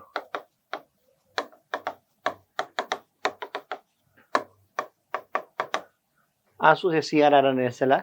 તો બેંકો જે માર્કેટમાંથી પૈસા લે, માર્કેટમાંથી જે લાયબિલિટીઝ ક્રિએટ કરે, તમે જે કંઈ પણ પૈસા જમા કરાવો બેંકના ખાતાની અંદર એઝ અ ડિપોઝિટ તમે પૈસા આપો તો ટેકનિકલી એ બેંક માટે લાયબિલિટી બની ગઈ. આ લાયબિલિટી જે છે એ બેંક જે સ્વીકારે છે એમાંથી અમુક ટકા લાયબિલિટી એને એઝ અ બફર રાખવી પડે. બાકી જે પૈસા બચે એની એ લોન આપી શકે. આજે બેંક બફર રાખે છે ને એમાં CRR અને SLR થઈ ગયા. CRR એટલે કેશ રિઝર્વ રેશિયો, એટલે એમાં પૈસા કયા સ્વરૂપે રાખવામાં આવે છે? રોકડ સ્વરૂપે. જ્યારે SLR એટલે સ્ટેચ્યુટરી લિક્વિડિટી રેશિયો. લિક્વિડ એટલે અહીંયા કઈ સ્વરૂપે પૈસા રાખશે? તરલ સ્વરૂપે. તરલનો મતલબ શું છે? લિક્વિડ ફોર્મની અંદર કે જેની લિક્વિડિટી હાઈ હોય, જેને ઇઝીલી કેશમાં કન્વર્ટ કરી શકાય અથવા તો જેની એક્સેપ્ટન્સ માર્કેટની અંદર હાઈ હોય, કોઈ પણ સમય સ્વીકારી શકાય, એને આપણે તરલ કહીશું. તો અહીંયા જે પૈસા સાચવવામાં આવશે કાં તો કેશ હશે, કાં તો ગોલ્ડ હશે અને કાં તો બોન્ડ્સ હશે, ટ્રેઝરી બિલ્સ એટસેટ્રા. અને મોટા ભાગે આજે પૈસા સાચવવામાં કયા સ્વરૂપમાં સાચવવામાં આવે છે? બોન્ડના સ્વરૂપમાં. જે CRR ના પૈસા છે રોકડા, એ RBI માં જમા કરાવવા પડે અને RBI એના પર વ્યાજ આપતું નથી. હા, વચ્ચે અમુક પીરિયડમાં 2007 થી 2012 દરમિયાન વ્યાજ આપ્યું હતું, પણ ટેકનિકલી RBI કોઈ વ્યાજ આપવા બંધાયેલ નથી. અને આની જોગવાઈ ક્યાં જોવા મળે છે આપણને? આની જોગવાઈ જોવા મળે છે RBI એક્ટ ની કલમ નંબર 42 માં. આ જે છે આ બેંક પોતાની પાસે સાચવશે. SLR ના પૈસા જે છે બેંક પોતાની પાસે સાચવશે એમાં જે સાધનમાં મૂકેલા છે એ પ્રમાણે વ્યાજની આવક હોય. આની જોગવાઈ આપણને બે જગ્યાએ જોવા મળે છે. એક તો બેન્કિંગ રેગ્યુલેશન એક્ટમાં છે, એમાં કલમ 24માં, અને આરબીઆઈ એક્ટ છે એમાં કલમ 42માં. તો આમાં આપણને બે અલગ અલગ સ્વરૂપે સાધન જોવા મળશે SLR ના ફોર્મની અંદર. અને આ બંને સાધનો શું કરે છે, જો કે માર્કેટમાં લિક્વિડિટીને ઘટાડવા મદદરૂપ થાય. અને માનો કે આરબીઆઈ છે CRR SLR માં વધારે, તો એટલા પૈસા બેંકોએ સાઈડમાં સાચવવાના વધારે વધી જાય, અને અનામત વધારે જાળવવું પડે, તો એની જે લિક્વિડિટી છે, લોન આપવાની કેપેસિટી છે, ઘટે છે. અને મની મલ્ટીપ્લાયરમાં તો આપણે જઈએ ને તો એની જે ઇમ્પેક્ટ છે બહુ મોટી હોય. એ તો કેટલી છે, તો કે જેટલી CRR SLR વધે એના મલ્ટિપલની અંદર એની ઇફેક્ટ આવે. જો કે મુદ્દો પરીક્ષાની દ્રષ્ટિએ, રિવિઝનની દ્રષ્ટિએ ઇમ્પોર્ટન્ટ નથી, તો આપણે ચર્ચા કરતા નથી. ત્યાર પછી આપણે ચર્ચા કરીએ બીજા જે સાધનો છે એની અંદર આવશે જે ટૂંકા ગાળાના સાધનો છે. એમાં એક છે રેપો રેટ અને રિવર્સ રેપો રેટ. તો પેલા રેપો રેટની વાત કરીએ. રેપો રેટ શું છે, તો આપણે જો બેંકની વાત કરીએ, એક બાજુ આપણે બેસાડી દઈએ આરબીઆઈ, બીજી બાજુ બેસાડી દઈએ બેંક. આપણે એવી કલ્પના કરીએ કે બેંકને પૈસાની જરૂર છે, તો બેંક શું કરશે, તો કે આરબીઆઈમાં બોન્ડ આપશે, અને આરબીઆઈને શું આપશે, નાણાં આપશે. અને આનું વ્યાજ કોણ ભરશે, બેંક વ્યાજ ભરશે. તો આ જે વ્યાજ દર છે ને એને આપણે કહીશું રેપો રેટ. એટલે કે બેંકો જામીનગીરીની સામે જે વ્યાજ દરે આરબીઆઈ પાસેથી ટૂંકા ગાળા માટે નાણાં મેળવે છે એના પરનો વ્યાજ દર છે ને આપણે રેપો રેટ કહીએ છીએ. અને આ જે આખી પ્રોસેસ છે ને આપણે રેપો ઓપરેશન કહીએ છીએ. અહીંયા આપણે ભલે બેંક લખ્યું, પણ આ જે સુવિધા છે નોન બેન્કિંગ ફાઇનાન્શિયલ ઇન્સ્ટિટ્યૂટને પણ મળે છે, સરકારોને પણ મળે છે. ટેકનિકલી આ એક પ્રકારે બેંકો લોનમાં પૈસા લે છે, પણ એમાં જામીનગીરીને એક મૂકે છે વચ્ચે, અને આ ટેકનિકલી રીપર્ચેસ કોન્ટ્રાક્ટ થાય. એટલે બેંકો જામીનગીરી આપે અને સામે સરકારે આરબીઆઈને શું આપે, પૈસા આપે, સામે બેંક વ્યાજ ભરે. આ જે વ્યાજ છે એને આપણે શું કહીએ, વ્યાજના દરને રેપો રેટ. આનાથી ઉલટું છે રિવર્સ રેપો રેટ. આ બાજુ બેસાડી દે આરબીઆઈ ને, આ બાજુ બેસાડી દે બેંક ને. હવે એવી કલ્પના કરો કે બેંક પાસે વધારાના પૈસા પડ્યા છે, તો એ ક્યાં જમા કરાવશે, આરબીઆઈમાં. બેંક નાણાં આપશે અને આરબીઆઈ એને બોન્ડ આપશે, જામીનગીરી આપશે. આમાં કોણ વ્યાજ ભરશે, આરબીઆઈ વ્યાજ ભરશે. અને આ જે વ્યાજ દર છે ને એને આપણે કહીએ છીએ રિવર્સ રેપો રેટ. એટલે કે બેંકો જે વ્યાજ દરે જામીનગીરી સામે આરબીઆઈમાં નાણાં પાર્ક કરે છે, આરબીઆઈમાં નાણાં ડિપોઝિટ કરે છે અને વ્યાજ મેળવે છે, વ્યાજનું જે દર છે ને આપણે શું કહીએ છીએ, રિવર્સ રેપો રેટ. આનો ઉપયોગ એ લિક્વિડિટી ઘટાડવા માટે થાય. અને માર્કેટની અંદર બહુ પૈસા હોય તો આરબીઆઈ રિવર્સ રેપો વધુ વ્યાજ ઓફર કરે. એટલે બેંકો છે એ માર્કેટમાં લોન આપવાના બદલે આરબીઆઈને લોન આપી દે અને માર્કેટમાંથી લિક્વિડિટી ઘટી શકે. તો આવું સાધન છે રિવર્સ રેપો. રેપો અને રિવર્સ રેપો છે એની અવધિ અલગ અલગ હોઈ શકે. એક તો છે ટર્મ રેપો, એક બીજો નોર્મલ રેપો, અને ત્રીજો છે long term repo. Term repo છે ને ટેકનિકલી 1 મહિના સુધીનો, 28 દિવસ સુધીનો સમય હોય તેને આપણે ટર્મ રેપો કહીએ. આ નોર્મલ રેપો છે 28 દિવસથી લઈ અને 364 દિવસ સુધીનો હોય તેને આપણે રેપો કહીએ. અને લોંગ ટર્મ રેપો એટલે કે 364 દિવસથી વધુ ટાઈમ માટે ન હોય તો એના માટે શબ્દ યુઝ થાય લોંગ ટર્મ રેપો. અને લોંગ ટર્મ રેપો છે એ માનો કે કોઈ સેક્ટર માટે ટાર્ગેટેડ હોય તો એને શું કહેવામાં, TLTRO, targeted long term repo operation. એટલે માનો કે હમણાં 2020ની વાત કરીએ તો 2020માં આરબીઆઈ એનબીએફસી સેક્ટર માટે સ્પેશિયલ ટાર્ગેટેડ રેપો ઇસ્યુ કર્યા લોંગ ટર્મ માટેના, તો એને આપણે શું કહીએ, TLTRO. ટેકનિકલી એવું યાદ રાખવાનું છે, ટૂંકો ગાળો હોય તો ટર્મ રેપો, નોર્મલ ગાળો હોય તો રેપો, અને લાંબો ગાળો હોય તો લોંગ ટર્મ રેપો. આ 3 શબ્દ આપણે યુઝ કરી શકીએ. એના વ્યાજદર શેના આધારે નક્કી થાય, એના આધારે બે અલગ અલગ શબ્દો છે. એક છે ફિક્સ્ડ રેપો અને એક છે વેરિયેબલ રેપો. ફિક્સ રેપોનો મતલબ શું છે કે આરબીઆઈ અગાઉથી જે નક્કી કરેલ વ્યાજ દર હોય, એમપીસી નક્કી કરે, એના આધારે જે રેપો ઓપરેટ થાય ને આપણે ફિક્સ રેપો કહીએ. વેરિયેબલ રેપોનો મતલબ શું છે, તો કે જ્યારે ટ્રાન્ઝેક્શન થાય ત્યારે જ રેપો રેટ નક્કી થાય, અથવા તો રિવર્સ રેપો રેટ નક્કી થાય, એના માટે વેરિયેબલ. એટલે આને આપણે ચલ કહીશું, સ્થિર કહીશું, અને આને આપણે ચલ કહીશું. થાય છે ક્લિયર? એટલે આ હંમેશા ફિક્સ રહેશે ને આ ચલિત રહેશે, કે જ્યારે ટ્રાન્ઝેક્શન થાય ત્યારે નક્કી થતો વ્યાજ દર, તો એ થઈ ગયો વેરિયેબલ રેપો. ત્યાર પછી આપણે ચર્ચા કરીએ બીજો કન્સેપ્ટ છે MSF, marginal standing facility, MSF. આ શું છે, તો કે જ્યારે બેંકોને કટોકટીમાં પૈસાની જરૂર પડે ત્યારે આરબીઆઈ એક છૂટ આપી છે કે માત્ર 1 દિવસ માટે SLR ની જામીનગીરી આપીને પૈસા લઈ શકે. નોર્મલ કન્ડિશનમાં જે નોન SLR જામીનગીરી છે એના ઉપર પૈસા મળતા હોય રેપો રિવર્સ રેપોમાં, પણ આમાં SLR જામીનગીરી ઉપર પૈસા મળી શકે. એના માટે આપણે કયો શબ્દ યુઝ કરીએ છીએ? MSF, marginal standing facility. આમાં SLR જામીનગીરીનો ઉપયોગ થાય અને આની ખાસિયત એ છે કે માત્ર 1 દિવસ માટે હોય, બીજા દિવસે પૈસા પાછા આપવા પડે. અને આની સુવિધા છે માત્ર બેંકોને જ મળે, નોન બેન્કિંગ ફાઇનાન્શિયલ ઇન્સ્ટિટ્યૂટ કે સરકાર કે એને કોઈને લાગુ ન પડે. આમે આપણને ખબર પડી જાય કારણ કે એ લોકોને SLR મેન્ટેન કરવાનું ના હોય.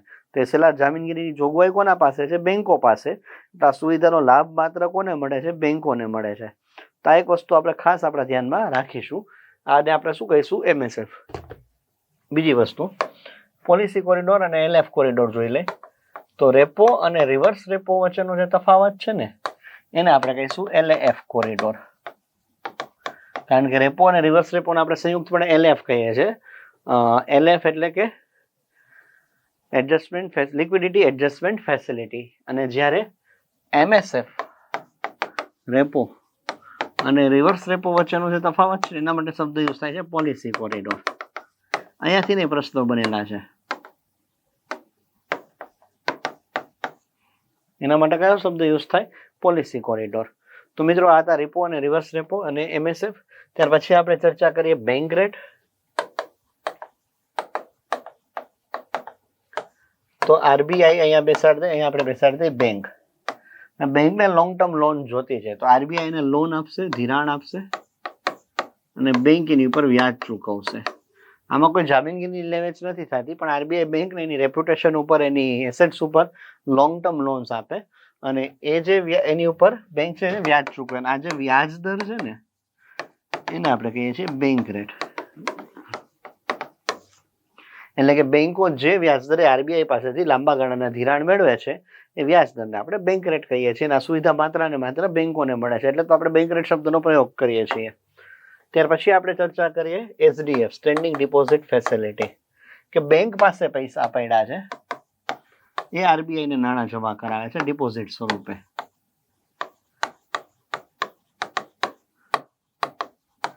આની ઉપર આરબીઆઈ વ્યાજ ચૂકવે. તો આ જે વ્યાજ દર છે ને એને આપણે કહીશું SDF રેટ. આ બેંક રેટ થી ઉલટી પ્રક્રિયા છે. આમાં જામીનગીરી લેવેચ નથી થતી. આ બેંક છે આરબીઆઈ માં પૈસા ડિપોઝિટ કરાવે છે અને આરબીઆઈ ને વ્યાજ ચૂકવે છે. તે વ્યાજ દરને આપણે શું કહીએ છીએ? SDF rate.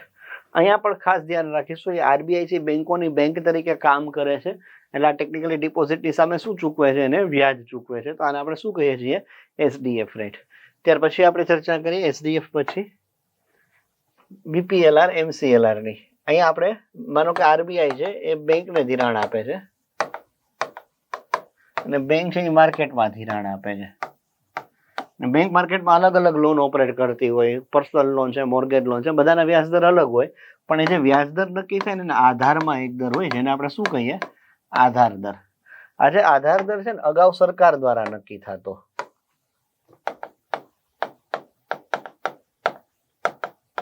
પહેલા 1991 પહેલાની વાત કરું છું, ત્યારે કોના દ્વારા નક્કી થતો? સરકાર દ્વારા.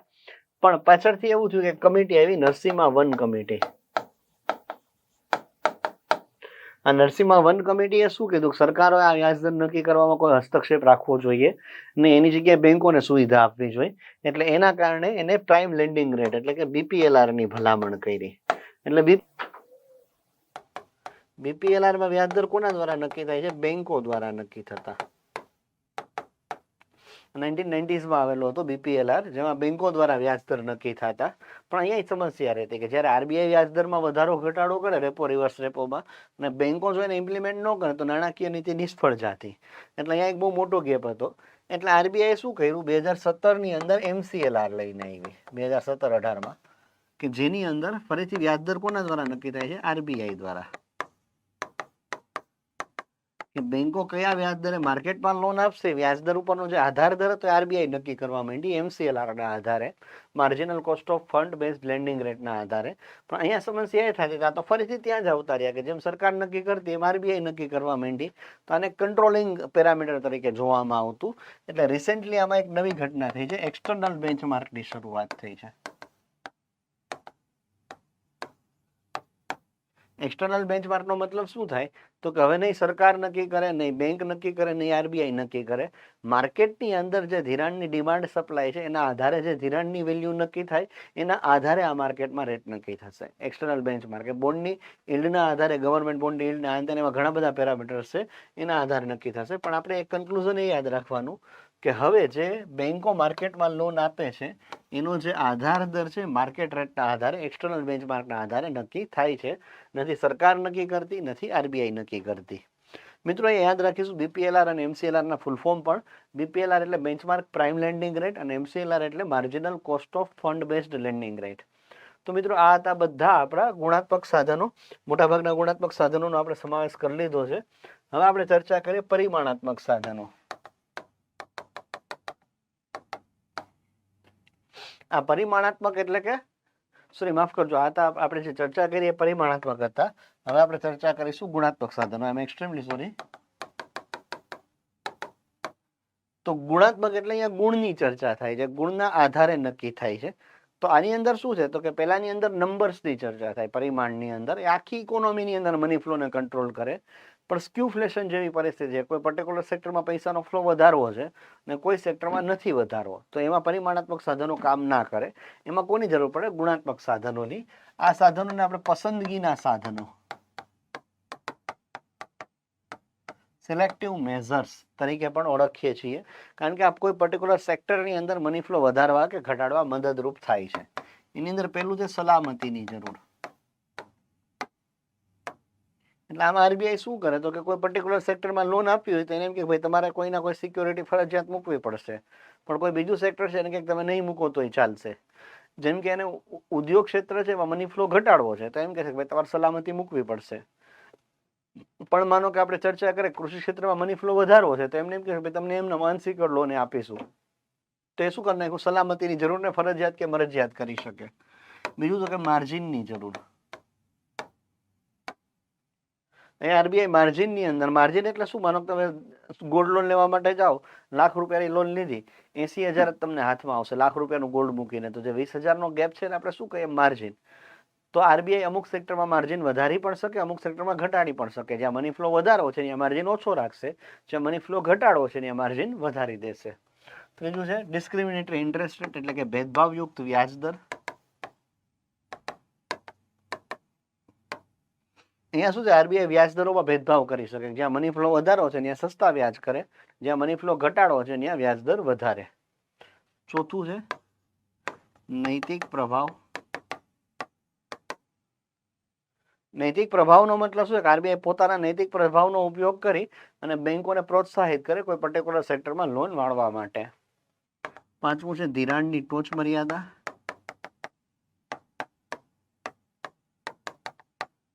ધિરાણની ટોચ મર્યાદાનો મતલબ શું છે? આરબીઆઈ અલગ અલગ સેક્ટરમાં ધિરાણની મર્યાદા નક્કી કરે કે ભાઈ આ સેક્ટરમાં મિનિમમ આટલી તો લોન આપવાની અથવા તો આના કરતાં વધારે લોન આપવાની. તો એના આધારે દરેક સેક્ટરમાં પૈસા છે એ એન્શ્યોર કરશે કે દરેક સેક્ટરને મળે. નહીં તો પછી બેંકો પોતાની રીતે ખાલી કોઈ એક સેક્ટરમાં જ લોન આપી રાખશે કે જ્યાં વધારે લોન દેવા રેડી છે લોકો વ્યાજ આપવા. આનાથી આરબીઆઈ દરેક સેક્ટરમાં લોન એન્શ્યોર કરશે. એને આપણે શું કહીએ? ધિરાણની ટોચ મર્યાદા. અને જો કોઈ બેંકની વાત ન માને આરબીઆઈની, તો આરબીઆઈ પાસે સત્તા છે કે સીધા પગલાં લઈ અને એને કંટ્રોલ કરી શકે. એટલે એની પાસે બેંકનું લાયસન્સ રદ કરવા સહિતની સત્તા છે. અને આની અંદર આપણે ચર્ચા કરી શકીએ છીએ કે આરબીઆઈની આની અંદર PCA framework, prompt corrective action framework છે, એ પણ આપણને કામ લાગશે. ડન. એક પીસીએની વાત કરી નાખીએ. પ્રોમ્પ્ટ કરેક્ટિવ એક્શન ફ્રેમવર્ક છે એની રચના કરી હતી બિમલ ઝાલાને 2011માં. પણ એનું હાલનું જે વર્ઝન છે લાવ્યા હતા ઉર્જિત પટેલ. ઉર્જિત પટેલ લાવ્યા હતા એ 2013માં. જેને કડક બનાવી હતી થોડીક નીતિઓ, તો એ લાવ્યા હતા 2013-14માં. ડન. તો આ આખી વ્યવસ્થા છે એ આપણા ગુણાત્મક સાધનો છે. પછી મિત્રો આની અસર કેવી હોય છે, જ્યાંથી સૌથી વધારે પ્રશ્નો નીકળે છે. તો આપણે જે સાધનોની ચર્ચા કરી, રેપો છે, રિવર્સ રેપો છે, સીઆરઆર છે, એસએલઆર છે, બેંક રેટ છે, એચડીએફ છે. આ બધા સાધનો જ્યારે મંદીનો ટાઈમ હોય અને જ્યારે તેજીનો ટાઈમ હોય. મંદી છે ત્યારે આરબીઆઈ નો પર્પઝ શું હશે? માર્કેટમાં મની ફ્લો વધારવો છે. જો મની ફ્લો વધારવો હોય તો આ બધાની અંદર શું કરે? ઘટાડો કરે. CRR SLR માં ઘટાડો કરે એટલે બેંકો ઓછા પૈસા જાળવવા પડે, માર્કેટમાં મની ફ્લો વધે. રેપોમાં ઘટાડો કરે બેંકની ઉપર વ્યાજદરનું કોસ્ટિંગ ઘટે એટલે માર્કેટમાં મની ફ્લો વધે. રિવર્સ રેપોમાં ઘટાડો કરે બેંકો આરબીઆઈને લોન આપવાના બદલે માર્કેટમાં લોન આપવાની ચાલુ કરે. એટલે આ બધાની અંદર શું કરે? ઘટાડો. ને જ્યારે ઘટાડો કરે ને એના માટે શબ્દ યુઝ થાય વિસ્તરણકારી નીતિ. એ આરબીઆઈ ઇકોનોમીનું વિસ્તરણ કરવા માંગે છે એટલે મની ફ્લો એટલે મીન્સ બધા વ્યાજદરો ઘટાડશે એટલે માર્કેટમાં મની ફ્લો વધે એટલે મંદીમાં વિસ્તરણની જરૂર પડે. જ્યારે તેજી હોય ત્યારે શું કરે? બધામાં વધારો કરે. અને આના માટે શબ્દ યુઝ થાય સંકુચનકારી નીતિ. આનો મતલબ શું થયો કે મંદીના સમયમાં કે જ્યારે માર્કેટમાં મની ફ્લો નથી ત્યારે આરબીઆઈ તમામ વ્યાજદરોમાં ઘટાડી વિસ્તરણકારી નીતિ અપનાવે છે, જેના કારણે માર્કેટમાં મની ફ્લો વધે છે. આના માટે ઘણા બધા અલગ અલગ શબ્દ યુઝ થાય છે. આના માટે ચીપ મની પોલિસી એવો શબ્દ યુઝ થાય, પછી આને લૂઝ મની પોલિસી આવો પણ શબ્દ યુઝ થાય. જ્યારે તેજીના ટાઈમની અંદર તો કે આરબીઆઈ જ્યારે માર્કેટમાં મની ફ્લો વધારે છે, ફુગાવો વધારે છે, તો તમામ વ્યાજદરમાં વધારો કરીને મની ફ્લો ઘટાડે છે. એને આપણે સંકુચનકારી નીતિ તરીકે પણ ઓળખીએ. એને આપણે ડિયર મની પોલિસી તરીકે પણ ઓળખીએ, ટાઈટ મની પોલિસી તરીકે પણ ઓળખીએ. તો આના માટે આવા બધા શબ્દોનો યુઝ થાય. ટેકનિકલી શું થશે? મંદીમાં આ બધા ઘટાડશે તો માર્કેટમાં મની ફ્લો વધશે તો ફુગાવો વધશે. તેજીમાં તો કે આ બધામાં વધારો કરશે માર્કેટમાં મની ફ્લો ઘટશે. રિસેન્ટલી આજના જ ન્યૂઝપેપરમાં એવું હતું કે WPI છે આપણો માઇનસમાં પહોંચ્યો છે, એટલે કે માર્કેટની અંદર ફુગાવો ઓછો છે, એટલે મંદીની પરિસ્થિતિ છે. તો હવે આરબીઆઈનું શું જોવા મળશે? તો કે આરબીઆઈ લાવશે આ પરિસ્થિતિ લાવશે કે માર્કેટની અંદર બધા જે સાધનો છે એમાં ઘટાડો કરશે. એના કારણે શું છે? મની ફ્લો વધશે. હવે જોઈએ આપણે એમપીસીની મિટિંગ થાય ત્યારે ચર્ચા કરીએ. હવે અહીંયા આપણે જે બધા આરબીઆઈ શબ્દ યુઝ કર્યો છે ને, ટેકનિકલી નાણાકીય નીતિ કોના દ્વારા નક્કી થાય છે? એમપીસી દ્વારા. આની ભલામણ કરી હતી ઉર્જિત પટેલ સમિતિ અને ભલામણ કરી હતી 2013માં. એનો અમલ થાય છે 2016માં, સુધારો થાય છે 15માં, અમલ થાય છે 2016ની અંદર. આ શું છે? મોનિટરી પોલિસી કમિટી, નાણાકીય નીતિ સમિતિ. તો અગાઉ છે ને બધા જે અલગ અલગ ઇકોનોમિકલ નીતિઓ છે એ તો કે અલગ અલગ સંસ્થાઓ દ્વારા લેવાતી. જેમ કે આરબીઆઈની નીતિ છે તો આરબીઆઈ એકલી લેતી, એમાં ગવર્નર પાસે વીટો સત્તા હતી, એટલે ગવર્નર કેવું જ થતું અને સરકાર એમાં હસ્તક્ષેપે કરતી, તેમાં ઔપચારિકતાનો અભાવ હતો. જ્યારે રાજકોષીય નીતિ ગવર્મેન્ટ અને બધાની વચ્ચે તાલમેલનો અભાવ હતો, કોઈ પર્ટિક્યુલર ગોલ નહોતો. તો ઉર્જિત પટેલે આ બાબતનો વિરોધ કર્યો. એમણે કીધું કે આવું ના હોવું જોઈએ, નાણાકીય નીતિ નક્કી કરવા એક કમિટી બોલાવો અને એનો એક ગોલ તરીકે ફુગાવાને સ્થાપિત કરો. એટલે એના કારણે એનું લક્ષ્ય શું થઈ ગયું? ફુગાવો. એ સીપીઆઈ ફુગાવો કેટલો મેન્ટેન કરવાનો? 4% ±2% મેન્ટેન કરવાનો. આનું સ્ટ્રક્ચર કેવું હશે? તો કે એના અધ્યક્ષ તરીકે ગવર્નર હશે. એમાં ટોટલ બીજા 5 સભ્યો હશે અધ્યક્ષ સિવાયના. 2 સભ્યો આરબીઆઈ વતી હશે અને 3 સભ્યો સરકાર વતી હશે. જે સરકાર વતી સભ્યો છે એનો 4 વર્ષનો કાર્યકાળ રહેશે, પુનઃ નિમણૂક પામી શકે, સરકાર જ એને નિમણૂક કરશે. જે આરબીઆઈના સભ્યો છે એનો કાર્યકાળ ત્યાં સુધી છે જ્યાં સુધી એ લોકો આરબીઆઈમાં છે, એ આરબીઆઈ નક્કી કરશે. એટલે એમાં કોઈ માથાકૂટ છે નહીં. આની અંદર વોટિંગ થશે સાદી બહુમતી દ્વારા. આ 5 જણા પહેલા વોટ આપશે અને જો એમાં સમાન મત પડે, કોઈ ગેરહાજર છે કે એવી કોઈ તકલીફ પડે, તો ત્યારે ગવર્નર પોતાનો વોટ આપશે અને ત્યારે ગવર્નરના વોટને આપણે નિર્ણાયક વોટ તરીકે જોઈશું. તો મિત્રો આ હતું એમપીસી એની પ્રોસિડિંગ અને એનો હેતુ શું છે? તો કે આપણે એવી નાણાકીય નીતિ મેન્ટેન કરવાની જેમાં ફુગાવો 4% ±2% જળવાઈ રહે. સીપીઆઈ ફુગાવો. મેં તમને કીધું WPI ઘટ્યો છે, હજી સીપીઆઈના કોઈ ડેટા નથી આવ્યા. આપણને આગળ હમણાં ખબર પડશે. જો સીપીઆઈ ઘટશે અઠવાડિયા 10 દિવસમાં તો નાણાકીય નીતિની અંદર આપણે વિસ્તરણકારી પગલાં લેવા પડશે.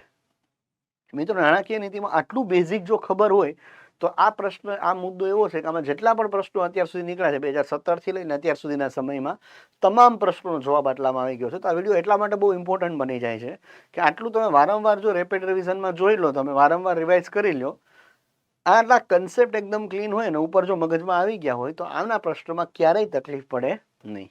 તો મિત્રો આગળ આપણે બીજા મુદ્દાની ચર્ચા કરીશું. ત્યાં સુધી આટલું જ રાખીએ. Thank you.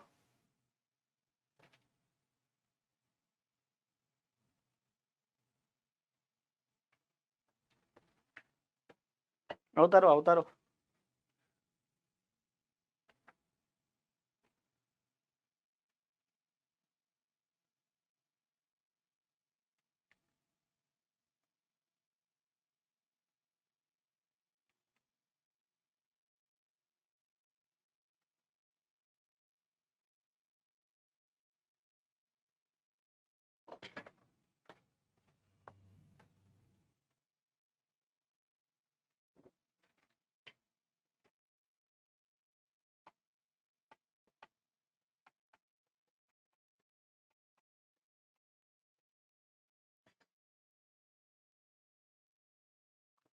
નમસ્કાર મિત્રો, આ સેગમેન્ટની અંદર આપણે ચર્ચા કરીશું જે આપણો રેપિડ રિવિઝનની આપણે ચર્ચા કરીએ છીએ.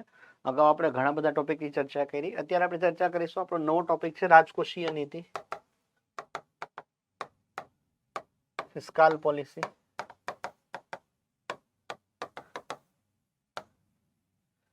એક ઇમ્પોર્ટન્ટ ટોપિક છે પરીક્ષાની દ્રષ્ટિએ, મેઇન્સમાં પણ ઇમ્પોર્ટન્ટ છે, પ્રિલિમ્સમાં પણ ઇમ્પોર્ટન્સ છે. પ્રિલિમ્સના પોઈન્ટ ઓફ વ્યૂથી આપણે અહીંયા ચર્ચા કરીએ છીએ. તો એની અંદર કયા કયા મુદ્દા આવી શકે? તો આપણે આમાં બે ખાતા ભણવાના આવશે, મૂડી ખાતું, મહેસૂલ ખાતું, અને પ્લસ આપણે અલગ અલગ પ્રકારની ખાત ભણવાની આવશે. આખી બજેટ પ્રોસિડિંગ એવું કંઈ ભણવાની જરૂર નથી. કાપ, અનુદાનો, બજેટના પ્રકારો, આવા જે મહત્વના મુદ્દાઓ છે એ બધાને આપણામાં સમાવેલા છે. સૌથી પહેલા આપણે ચર્ચા કરી નાખીએ બજેટના કયા કયા પ્રકારો હોય છે. તો એની અંદર શબ્દો આપણે જોઈએ તો સૌથી પહેલા છે ઝીરો બેઝ બજેટ. આ એવું બજેટ છે કે આ બનાવતી વખતે જે ગયા વર્ષના ખર્ચા છે બધાને ઇગ્નોર કરવામાં આવે. ગયા વર્ષે કેટલો ખર્ચો કર્યો તો કેટલો વધારશો એવો કોઈ બેઝ ના લેવામાં આવે, ઝીરોને બેઝ તરીકે લેવામાં આવે. નવેસરથી જ ખર્ચને કલ્પના કરવામાં આવે એટલે કરકસર વધી શકે. બીજું છે લાઇન આઇટમ બજેટ. આમાં તો કે લાઇન આઇટમની અંદર તો કે દરેક ખર્ચ છે ને અલગ અલગ દર્શાવવામાં આવે, દરેક ખર્ચ ઉપર અલગ ચર્ચા થાય, દરેક ખર્ચ ઉપર વોટિંગ થાય, કે દરેક ખર્ચ ઉપરના એક મુદ્દાઓને અલગ દર્શાવવામાં આવે. આને આપણે કઠોર વ્યવસ્થા જોઈએ છીએ, ત્યારે આની જ વિરોધી વ્યવસ્થા છે લમસમ બજેટ. આ બજેટની અંદર લમસમ રકમો પસાર થતી હોય એટલે એમાં એકદમ ફિક્સ રકમો લખવાની પણ જરૂર નથી. આને આપણે કેવું કહીએ? Lump sum budget. ભારતની અંદર જે યુઝ થાય છે પરફોર્મન્સ બજેટ અને આઉટકમ બજેટ, આ બે વ્યવસ્થાઓ યુઝ થાય છે. પરફોર્મન્સનો મતલબ શું છે? તો કે જેનું જેવું પ્રદર્શન છે એના આધારે એને એવા નાણાં મળે. કે લાસ્ટ યર યોજનાની અંદર 500 કરોડ આપ્યા, એનું પરફોર્મન્સ સારું છે તો એને એલોકેશન થશે, નહીતર નહીં થાય. એટલે પરફોર્મન્સના આધારે બજેટનું એલોકેશન થાય. અને આઉટકમ બજેટ એટલે એમાં એલોકેશન કરતા એના આઉટકમ પર વધારે ભાર મૂકવામાં આવે. 500 કરોડ નાખ્યા પછી જો આઉટકમ મળતું હોય, 600 કરોડ નાખીને બહુ વધારે આઉટકમ મળવાનું હોય તો પૈસા વધારે નાખે. એટલે કે આઉટકમ ઉપર વધારે ફોકસ હોય, નહીં કે એના ખર્ચ ઉપર. કલ્યાણકારી રાજ્ય તરીકે એક આઉટકમ બજેટ એક સારો વ્યવસ્થા કહેવાય, અને સરકારને જવાબદેહ બનાવવા માટે પરફોર્મન્સ બજેટ એક સારી વ્યવસ્થા કહેવાય. આ સિવાય એક વ્યવસ્થા છે પીપીબીએસ. આ જો કે આપણે ભારતમાં ક્યારે ઉપયોગ થયો નથી, પ્લાન પરફોર્મન્સ બજેટરી સિસ્ટમ, કે જ્યારે કોઈ લાંબા ગાળાનું પ્લાન હોય એની પર વધારે ફોકસ હોય વાર્ષિક બજેટ કરતા. ફોર એક્ઝામ્પલ, આપણે પંચવર્ષીય યોજનાઓ ચાલુ હતી તો એમાં એક વર્ષના બજેટ કરતા પંચવર્ષીય યોજનાઓના જે હેતુ છે ને એની પર વધારે ભાર મૂકવામાં આવે. તો આ પ્રકારનું જે બજેટ છે ને આપણે શું કહીએ છીએ? પીપીબીએસ, પ્લાન પરફોર્મન્સ બજેટરી સિસ્ટમ. તો મિત્રો, આ હતા બધા જ બજેટના પ્રકારો. ત્યાર પછી આપણે ચર્ચા કરીએ બજેટની અંદર ખાતા કયા કયા હોય. તો એક તો છે મૂડી ખાતું અને બીજું છે મહેસૂલ ખાતું.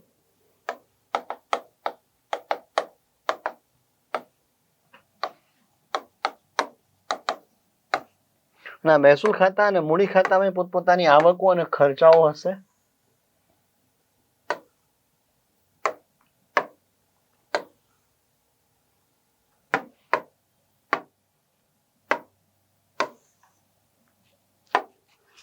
તો મહેસૂલ ખાતાની આવકો કેવી છે? તો જે ટેક્સ ઇન્કમ છે, જે રિકરિંગ પ્રકારની આવકો છે અને જે સરકાર ઉપર કોઈ પ્રકારની લાયબિલિટી ક્રિએટ નથી કરતી, જેને આપણે પ્યોર આવક તરીકે જોઈ શકીએ, એવી આવકોને આપણે કેવી આવક કહીએ? મહેસૂલ આવક. જેમ કે ટેક્સની આવક છે, કરવેરાની આવક છે, અથવા તો સરચાર્જ, ફી, આવી બધી જે આવક છે સરકારે લઈને વાપરી નાખવાના છે, કોઈ દિવસ પાછા આપવાના નથી. અથવા તો ડિવિડન્ડની આવક છે, વ્યાજની આવક છે.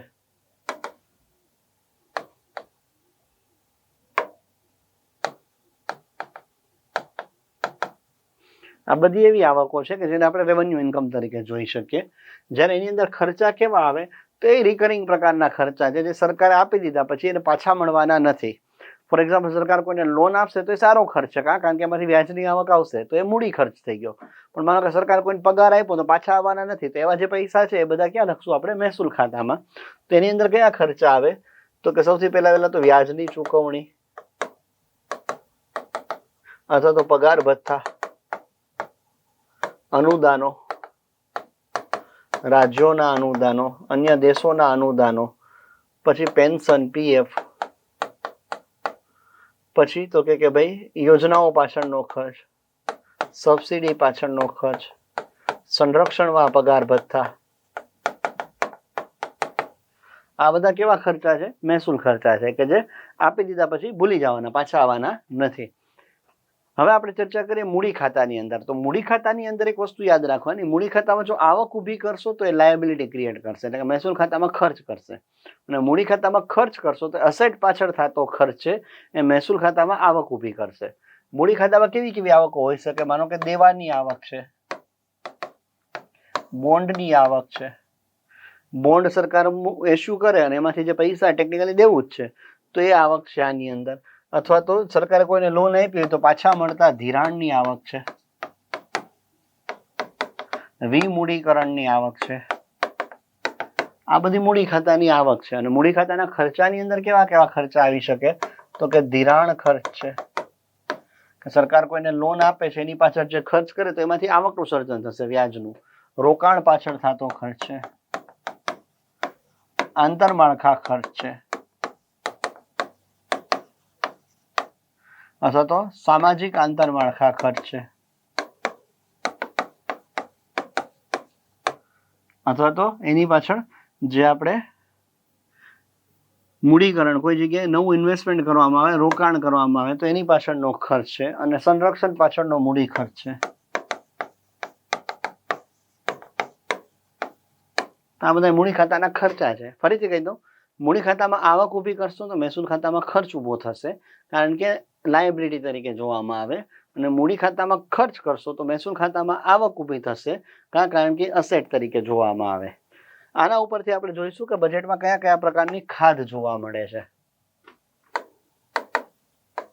જો બે અલગ અલગ શબ્દ છે, એક શબ્દ છે ખાધ અને એક શબ્દ છે પુરાંત. ખાધનો મતલબ થાય કે આવક કરતા ખર્ચ વધારે છે, પુરાંતનો મતલબ એવો થાય ખર્ચ કરતા આવક વધારે છે. તમારી આવક લાખ રૂપિયા હોય ને ખર્ચ 1.5 લાખ હોય તો 50,000ની ખાધ ઊભી થાય. તમારી આવક 1.5 લાખ હોય ને ખર્ચ 1 લાખ હોય તો 50,000ની પુરાંત ઊભી થાય. તો ખાધનો જે છે વ્યવસ્થા, ખાધ એટલે તો એની અંદર અલગ અલગ પ્રકારની આપણે ખાધ જોવાની થશે. તો એક છે મહેસૂલ ખાધ, સૌથી ઇમ્પોર્ટન્ટ. મહેસૂલ ખાધ એટલે મહેસૂલ ખર્ચ માઇનસ મહેસૂલ આવક. કે મહેસૂલ ખાતાની અંદર જે ખર્ચ છે એના કરતા આવક ઓછી હોય તો અહીંયા જે ખાધ ઊભી થાય એને આપણે શું કહીએ? મહેસૂલ ખાધ. મૂડી ખાતાની એ ખાધ પુરાંત હોય પણ એ આપણે ગણતા નથી, ઓફિશિયલી ગણવાની કોઈ જરૂર પણ છે નહીં. જેટલી મહેસૂલ ખાતામાં ખાધ હશે તો મૂડી ખાતામાં એટલી જ પુરાંત ઊભી થશે, અને જો મહેસૂલ ખાતામાં પુરાંત હશે તો મૂડી ખાતામાં એટલી જ ખાધ ઊભી થશે. બીજી છે આપણી, એ છે અંદાજપત્રીય ખાધ, એટલે કે કુલ ખર્ચ માઇનસ કુલ આવક. કુલ ખર્ચ એટલે શું થાય? તો કે મૂડી ખર્ચ પ્લસ મહેસૂલ ખર્ચ માઇનસ મૂડી આવક પ્લસ મહેસૂલ આવક. તો આની જે ખાધ છે ટોટલ ખાધ, કે બંને ખાતાની ખર્ચા અને બંને ખાતાની આવક. કે બંને ખાતાના ખર્ચા માઇનસ બંને ખાતાની જે આવક ઊભી થાય એની જે ખાધ છે ને આપણે કેવી ખાધ કહીએ? અંદાજપત્રીય ખાધ. અને અંદાજપત્રીય ખાધ હંમેશા કેવી હશે? શૂન્ય હશે. આવો પ્રશ્ન પૂછવામાં હંમેશા કેટલી હોય? 1 હોય, ઇન્ફિનિટી હોય, શૂન્ય હોય, કે નક્કી ના કહી શકાય? તો હંમેશા શૂન્ય હોય છે. શા માટે? કારણ કે જેટલા ખર્ચા છે એટલી આવક ઊભી થઈ જાય છે. જો આવક ઓછી છે તો સરકાર દેવું કરશે તો એ ટેકનિકલી આવક જ થઈ જાય. તો એના આધારે હંમેશા કેવી હશે? શૂન્ય. જે બજેટની જેન્યુન ખાધ છે એના માટે શબ્દ યુઝ થાય રાજકોષીય ખાધ, ફિસ્કલ ડેફિસિટ. રાજકોષીય ખાધ એટલે ટેકનિકલી શું છે? સરકારે જેટલી ખાધ ઊભી થઈ હતી એટલું સરકાર શું કર્યું? દેવું કર્યું. તો આને આપણે એવું કહીશું કે દેવાની રકમ પ્લસ અંદાજપત્રીય ખાધ, જે હંમેશા શૂન્ય હશે. અથવા તો આના માટે બીજો કયો વ્યાખ્યા કરી શકાય? તો કે કુલ ખર્ચ માઇનસ દેવા સિવાયની કુલ આવક. આ રીતે પણ જોઈ શકાય કે કુલ ખર્ચ માઇનસ દેવા સિવાયની કુલ આવક. એને પણ આપણે શું કહીશું? રાજકોષીય ખાધ. ત્યાર પછી આપણે આવશે પ્રાથમિક ખાધ. પ્રાથમિક ખાધનો મતલબ શું છે? કે રાજકોષીય ખાધ છે એનો એક બહુ મોટો પોર્શન છે વ્યાજની ચૂકવણી. જો વ્યાજની ચૂકવણીની અસરને બાદ કરવી હોય તો જે આપણને મળે એને આપણે શું કહીશું? પ્રાથમિક ખાધ ઇઝ ઇક્વલ ટુ રાજકોષીય ખાધ માઇનસ વ્યાજની ચૂકવણી. રાજકોષીય ખાધ માઇનસ વ્યાજની ચૂકવણી. અને ત્યાર પછી એક છે અસરકારક મહેસૂલી ખાધ.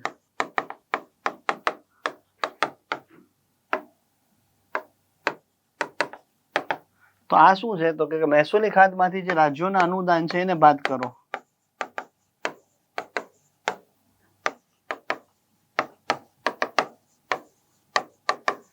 તેને આપણે શું કહીશું? અસરકારક મહેસૂલી ખાધ. તો આની અંદર તો કે જે આપણે રાજ્યોને અનુદાન આપીએ છીએ મહેસૂલી ખાધમાંથી એની અસરને બાદ કરી નાખીએ તો આપણને શું મળી જાય? અસરકારક મહેસૂલી ખાધ. કારણ કે મહેસૂલી ખાધમાં એક બહુ મોટો પોર્શન અનુદાન નો હોય. જો એને બાદ કરી નાખો તો આપણને કેન્દ્ર સરકારની પ્રોપર ખાધ જોવા મળે. તેને આપણે શું કહીશું? અસરકારક મહેસૂલી ખાધ. ડન. તો મિત્રો આ હતી બજેટની અલગ અલગ ખાધ. ત્યાર પછી આપણે ચર્ચા કરીએ બજેટની અંદર જોવા મળતા કાપ. તો 3 મોટા કાપ છે જેની આપણે ચર્ચા કરવાની છે. એમાંથી એક છે સાંકેતિક કાપ, બીજો છે આર્થિક કાપ અને ત્રીજો છે નીતિગત કાપ. સાંકેતિક કાપ એટલે શું છે? તો કે કાપ મૂકવાનો સંકેત આપે છે. ખરેખર કાપ નથી પણ કાપ મૂકવાનો સંકેત છે કે કુલ ખર્ચમાંથી 100 રૂપિયા બાદ કરવામાં આવે. જેટલો પણ ખર્ચ માંગેલો છે એમાંથી 100 રૂપિયા બાદ કરીને બાકીના અપ્રૂવ કરી નાખે.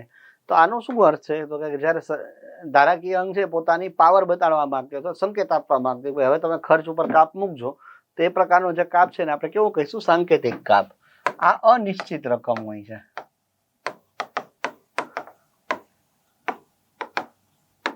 જે કુલ ખર્ચ નક્કી કર્યો છે એમાંથી અનિશ્ચિત રકમને મંજૂર કરવામાં આવે, બાકીની રકમ કાપ કરવામાં આવે. કે 500 કરોડનો ખર્ચ માંગ્યો છે તો 200 કરોડ હોઈ શકે, 250 હોઈ શકે, 300. આ એક જેન્યુઅન કાપ છે કે જેમાં ખર્ચ કાપ કરવાનો હેતુ છે. નીતિગત કાપ એટલે આખી યોજનાને જ ના મંજૂર કરવી છે, એટલે માત્ર 1 રૂપિયો મંજૂર કરવામાં આવે. બધો ખર્ચ 500 કરોડ માંગ્યા તો 500 કરોડમાંથી ખાલી 1 જ રૂપિયો આપે, બાકીના બધા કેન્સલ થઈ જાય. ટેકનિકલી બજેટને નામંજૂરી નથી કરતા પણ પૈસાનું એલોકેશન નથી કરતા. એને આપણે નીતિગત કાપ, કારણ કે નીતિ જ ગમતી નથી. ડન. તો આ 3 પ્રકારના કાપમાંથી ને પણ વારંવાર પ્રશ્ન પૂછાય છે. તો આ એક જોઈ લઈશું. ત્યાર પછી છે અનુદાનના પ્રકારો. અનુચ્છેદ 115 માં અનુદાન આવશે, અનુચ્છેદ 113 ની અંદર કાપ આવશે. તો અનુદાનની અંદર કયા કયા અનુદાન છે? તો સૌથી પહેલા additional grant, supplementary, token grant,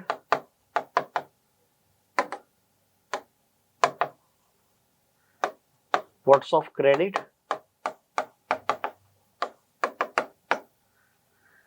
એક્સેપ્શનરી grant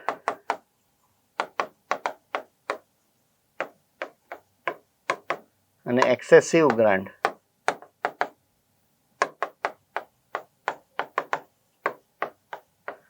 તો એ 6 અલગ અલગ ગ્રાન્ટ છે. સૌથી પહેલા વાત કરીએ એડિશનલ ગ્રાન્ટ, કે એવી કોઈ યોજના કે જેની બજેટમાં ચર્ચા જ નથી થઈ, બજેટમાં એ યોજના કે સેવાની વાત નથી થઈ, આવી કોઈ નવી યોજના કે સેવા લાવવી છે, એના માટે કારોબારી નવેસરથી પૈસા માંગે તો એને આપણે શું કહીશું? Additional grant. પણ ઓલરેડી બજેટમાં હોય ને એના માટે વધારાના પૈસા માંગે તો એને આપણે કેવી કહીશું? Supplementary grant. પછી વોટોન અકાઉન્ટ છે ને એમાં વધારાના પૈસા માંગે તો એને આપણે કહીશું એક્સેસિવ ગ્રાન્ટ. આ 3 ખાસ યાદ રાખીશું. એડિશનલ એટલે એવી યોજના કે જે બજેટમાં નથી, નવી યોજના છે, પૈસા માંગે છે તો એડિશનલ. ઓલરેડી છે અને એમાં વધારાના પૈસા માંગે છે તો સપ્લિમેન્ટરી. અને વોટોન અકાઉન્ટ લીધેલું છે ને એમાં વધારાના પૈસાની જરૂર પડે તો એને એક્સેસિવ. આ 3 એમનેમ થઈ ગઈ. ટોકન ગ્રાન્ટમાં તો કે એકચ્યુઅલમાં યોજના માટે પૈસા નથી માંગતા પણ એક યોજનાના પૈસા બીજી યોજનામાં ટ્રાન્સફર કરવા માટેની મંજૂરી છે. નવા પૈસા નથી મળતા પણ કોઈ વિભાગના પૈસા છે કોઈ બીજા વિભાગમાં ટ્રાન્સફર કરવા હોય તો એના માટેની જે ગ્રાન્ટ છે ને આપણે કહીશું token grant. Votes of credit શું છે? તો કે કટોકટીની પરિસ્થિતિ છે, યુદ્ધ છે કે એવી કોઈ પરિસ્થિતિ છે કે જેમાં સરકારને પોતાની જ ખબર નથી કેટલો ખર્ચ થશે. આવી પરિસ્થિતિની અંદર જ્યારે સરકાર છે એને ધારાકીય અંગ ગમે તે રકમનો ખર્ચ કરવાની છૂટ આપે અને ટેકનિકલી એક બ્લેન્ક ચેક તરીકે જોવામાં આવે કે ભાઈ તમારે જેટલો કરવો છે એટલો ખર્ચ કરો પણ અમને આ વ્યવસ્થામાંથી બહાર કાઢો. તો એ જે ઘટના છે ને આપણે વોટ્સ ઓફ ક્રેડિટ કહીશું. અને એક્સેપ્શનરીનો મતલબ એમ છે કે આ સિવાયની કોઈ કન્ડિશન હોય ને એમાં જો પૈસા માંગવામાં આવે તો એને આપણે શું કહીશું? એક્સેપ્શનરી ગ્રાન્ટ. તો મિત્રો આ હતી આપણી રાજકોષીય નીતિનું રિવિઝન. આટલું રિવિઝન ખાસ કરીને બેસજો, અહીંયાથી 1 કે 2 પ્રશ્નો નીકળશે. આજે પર્ટિક્યુલર સિરીઝ છે એનો આપણો હેતુ એ જ છે કે ગાગરમાં સાગર કેવી રીતે ભરી શકાય.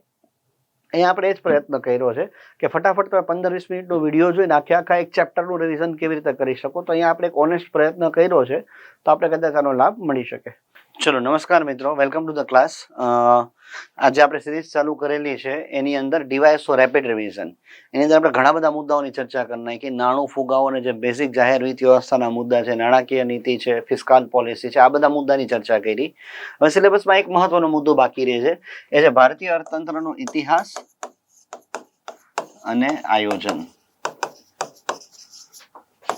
વારંવાર પૂછાતા મુદ્દાઓમાંથી એક છે. આ સેગમેન્ટની અંદર આપણે ચર્ચા કરીશું અર્થતંત્રના ઇતિહાસની, પંચવર્ષીય યોજનાઓની અને નીતિ અને આર્થિક સુધારાઓની. મિત્રો, મોટી વાત કરીએ તો સૌથી પહેલા બ્રિટિશ કાળની અંદર ભારતીય આયોજન માટે સ્વતંત્રતા પૂર્વે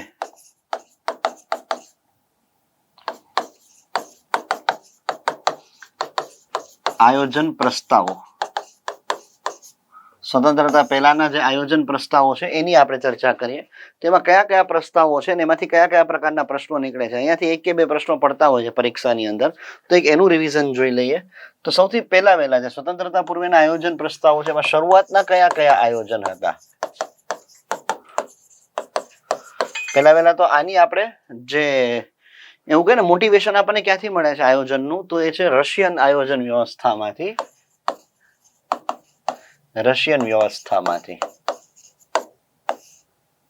ડન. હવે આની આપણે વાત કરીએ, શરૂઆતના જે આયોજન હતા સ્વતંત્રતા પૂર્વેના, એ કયા હતા. તેની અંદર સૌથી પહેલું જે વાત કરે છે વિશ્વેશ્વરૈયા યોજના.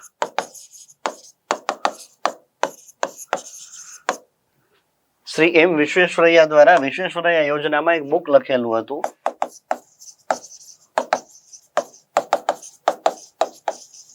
બુકનું નામ છે the planned economy for India.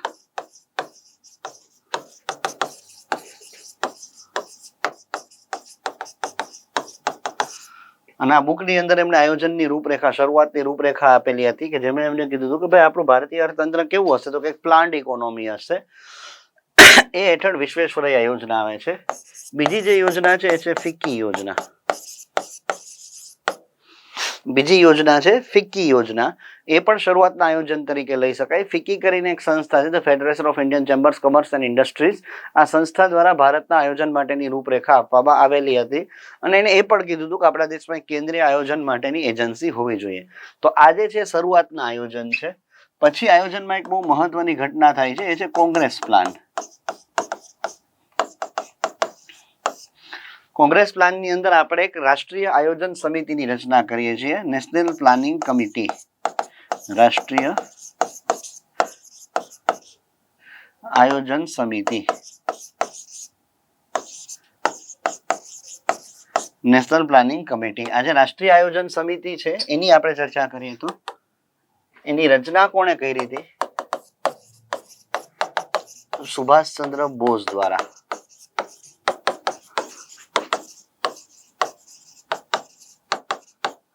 એના અધ્યક્ષ કોણ હતા?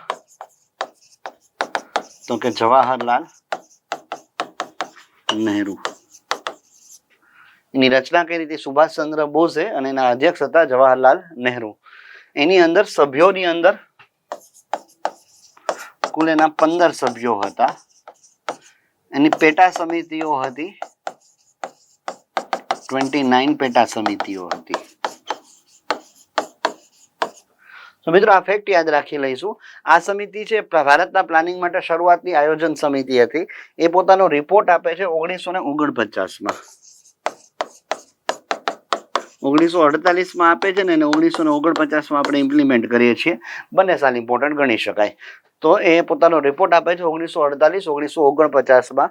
આ જે પ્લાનિંગ છે ખૂબ જ મહત્વનું પ્લાનિંગ ગણાતું હતું. પ્લાનિંગની અંદર માઇલસ્ટોન ગણાતું હતું અને ઘણા બધા મહાનુભાવો આપણા જેમ કે જીડી બિરલા છે, એ બધા લોકો પણ આનો ભાગ હતા, જે ઓલરેડી પાછળથી બોમ્બે પ્લાન પણ આપે છે. આનાથી રચનાત્મક આયોજન પણ આવે છે. એટલે કે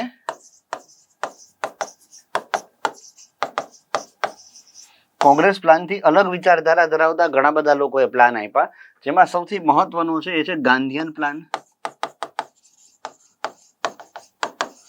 ગાંધીયન પ્લાન શું છે? તો એક બુકનું નામ છે જે શ્રીમન નારાયણ અગ્રવાલ દ્વારા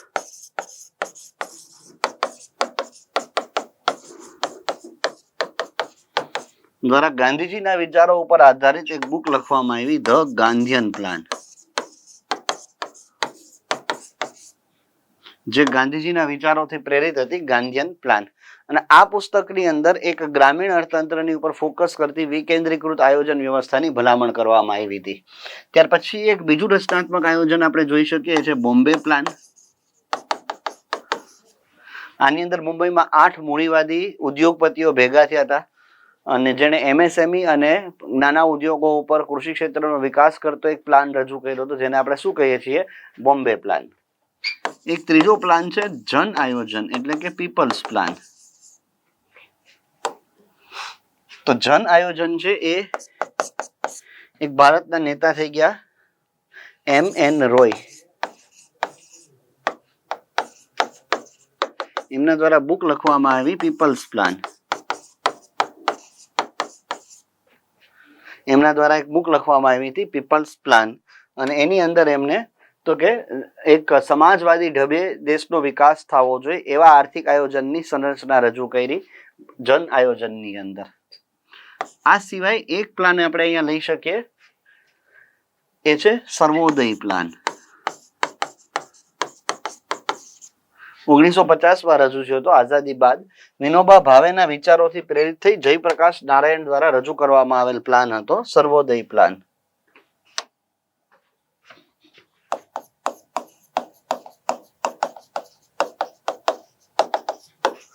વિનોબા ભાવે ના વિચારોથી પ્રેરિત અને જયપ્રકાશ નારાયણ દ્વારા રજૂ.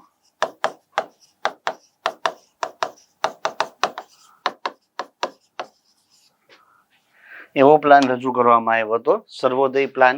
એ પણ આ સમયની એક મહત્વના પ્લાનની એક ભાગ છે. અને ચોથું જે આપણી પાસે આયોજનની જે છે એ છે બ્રિટિશ સરકારના પ્રયત્નો.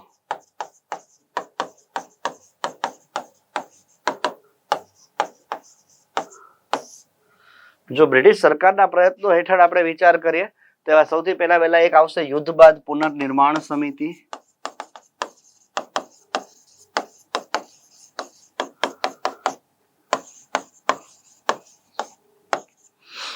આ બીજા વિશ્વયુદ્ધ પછી ભારતની અંદર આર્થિક આઝાદી માટે, આર્થિક વિકાસ માટે એક સમિતિની રચના કરવામાં આવી હતી, એ છે યુદ્ધ બાદ પુનર્નિર્માણ સમિતિ. એક વિભાગ તરીકે જ કામ કરતી હતી. બીજી હતી અર્થશાસ્ત્રીઓની નિષ્ણાંત સમિતિ.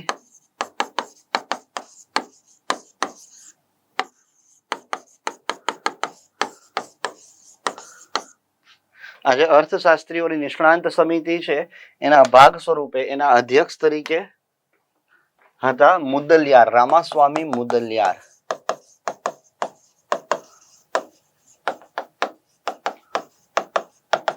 એ શું છે, અર્થશાસ્ત્રીઓની નિષ્ણાંત સમિતિ. તો રામાસ્વામી મુદલિયારની અધ્યક્ષતામાં આપણે સમિતિની રચના કરી હતી, અર્થશાસ્ત્રીઓની નિષ્ણાંત સમિતિ. અને એની ભલામણ બાદ આયોજનની અહીંયા શરૂઆત થાય છે. ત્યાર પછી આપણે ચર્ચા કરીએ, અહીંયા એક ત્રીજી વસ્તુ થાય છે, એ છે રાષ્ટ્રીય આયોજન બોર્ડની રચના થાય છે. આ જે રાષ્ટ્રીય આયોજન બોર્ડ છે ને એ આગળ જતા આયોજન પંચમાં પરિણમે છે, જે આપણા દેશમાં ત્યારે સરકાર વતી આયોજન કરતી એક સંસ્થા હતી, નેશનલ પ્લાનિંગ બોર્ડ, NPB, રાષ્ટ્રીય આયોજન બોર્ડ. તો મિત્રો, આઝાદી પહેલાના આયોજનને તમે આ એક ચાર્ટ અને એની પાછળ એના જે સંલગ્ન બે ડેટાબેઝ છે એના આધારે તમે યાદ રાખી શકો. આટલું યાદ રાખી લો એટલે આ મુદ્દામાંથી એક કે બે પ્રશ્નો છે એ આપણે સોલ્વ કરી શકીએ રિવિઝનના ભાગ સ્વરૂપે.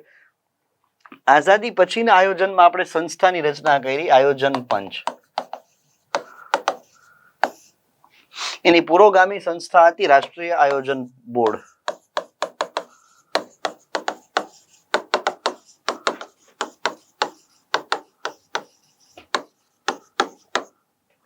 પાછળથી આયોજન પંચ બની જાય છે. એની ભલામણ કરી હતી કેસી નિયોગી સમિતિએ.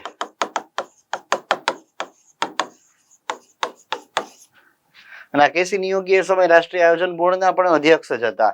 ટેકનિકલી એમાંથી જ એમને કન્વર્ઝન લીધું છે. એની સ્થાપના થાય છે 15 માર્ચ 1950 ના રોજ.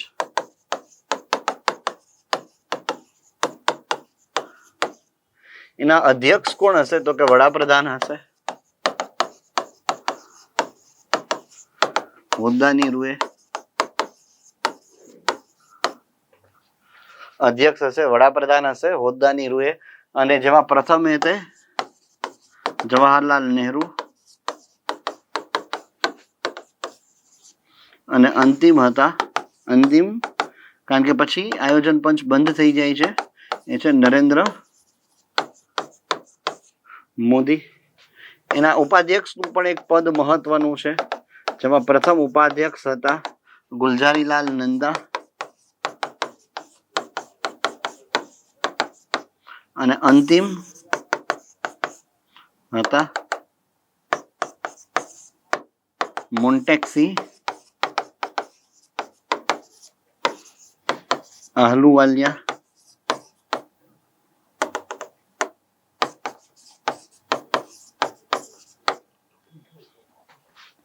પ્રથમ હતા ગુલઝારીલાલ નંદા અને અંતિમ હતા મોન્ટેક્સી આહલુવાલિયા. તો મિત્રો આ હતું આખે આખું આયોજન પંચનું સ્ટ્રક્ચર. ત્યાર પછી આપણે ચર્ચા કરીએ અને આપણે શરૂઆત કરીએ છીએ નીતિ આયોગની. તો મિત્રો આપણે ચર્ચા કરીએ નીતિ આયોગ.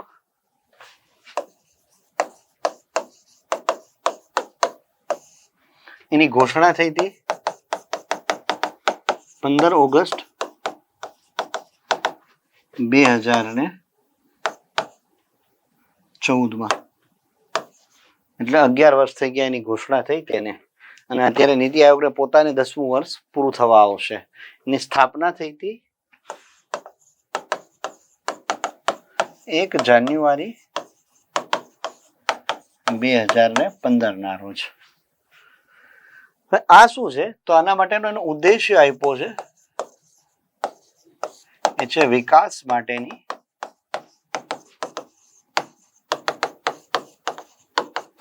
બૌદ્ધિક સંસ્થા. ઇન્ટેલેક્ચુઅલ ઇન્સ્ટિટ્યૂટ ફોર ડેવલપમેન્ટ, વિકાસ માટે બૌદ્ધિક સંસ્થા. એ એનું આપણે ઓવરઓલ એનો ઉદ્દેશ્યથી એની સ્થાપના કરવામાં આવી છે, જે સરકારની થિંક ટેન્ક તરીકે કામ કરશે.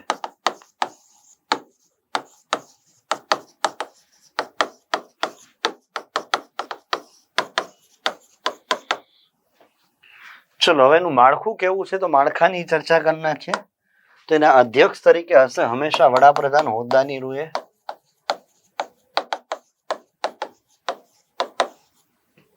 હોદ્દાની રૂએ હશે એટલે કે કોઈ પણ વ્યક્તિ વડાપ્રધાન બને એ ઓટોમેટિકલી એના અધ્યક્ષ બની જશે. પછી એની અંદર એક બીજું મહત્વનું પદ છે ઉપાધ્યક્ષનું, જે કેબિનેટ મંત્રી સમકક્ષ પદ છે.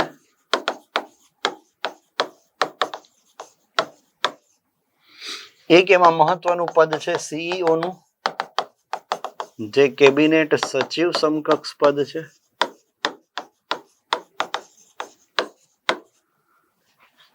તો એક એની અંદર ઉપાધ્યક્ષનું પદ મહત્વનું છે ડોક્ટર સુમન બેરી, અને એક સીઈઓ નું પદ પણ મહત્વનું છે, જે કેબિનેટ સચિવ સમકક્ષ પદ છે, જે સંપૂર્ણપણે નીતિ આયોગનું ધ્યાન રાખશે.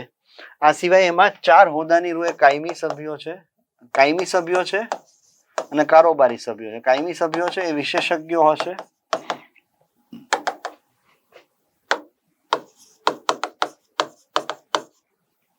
બીજા એના કારોબારી સભ્યો હશે જે હોદ્દાની રૂએ હશે.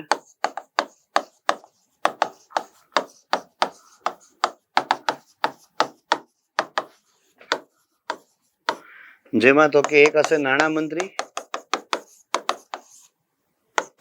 એક હશે આપણા રક્ષા મંત્રી, એક હશે ગૃહમંત્રી ને એક હશે કૃષિ મંત્રી. તો આ ફરજિયાતપણે 4 એના સભ્યો હશે કારોબારી સભ્યો. આ પણ બધા કેવા છે? હોદ્દાની રૂએ.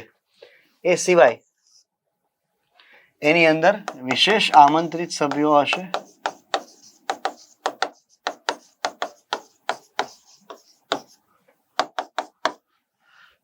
આ વિશેષ આમંત્રિત સભ્યો અલગ અલગ સમયે અલગ અલગ હશે. અત્યારે રાવ ઇન્દ્રજીત સિંહ છે જે એના વિશેષ આમંત્રિત સભ્ય છે, થાય છે ક્લિયર. નીતિન ગડકરીજી છે એમના વિશેષ આમંત્રિત સભ્ય છે. તો આ બધા એનો ભાગ હશે. અને છેલ્લે એની અંદર હશે એ છે એના રાજ્ય એના કારોબારી મંત્રીઓ એટલે કે એની અંદર જે કારોબારી સમિતિ છે અને એના ભાગ તરીકે તમામ રાજ્યના મુખ્યમંત્રી હશે. તમામ રાજ્યના શું હશે એની અંદર મુખ્યમંત્રી હશે. દિલ્હી અને પોંડિચેરી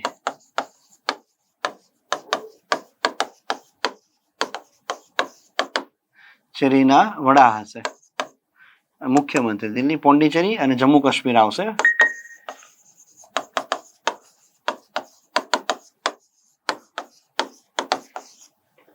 અને કેન્દ્ર શાસિત પ્રદેશના વડા હશે.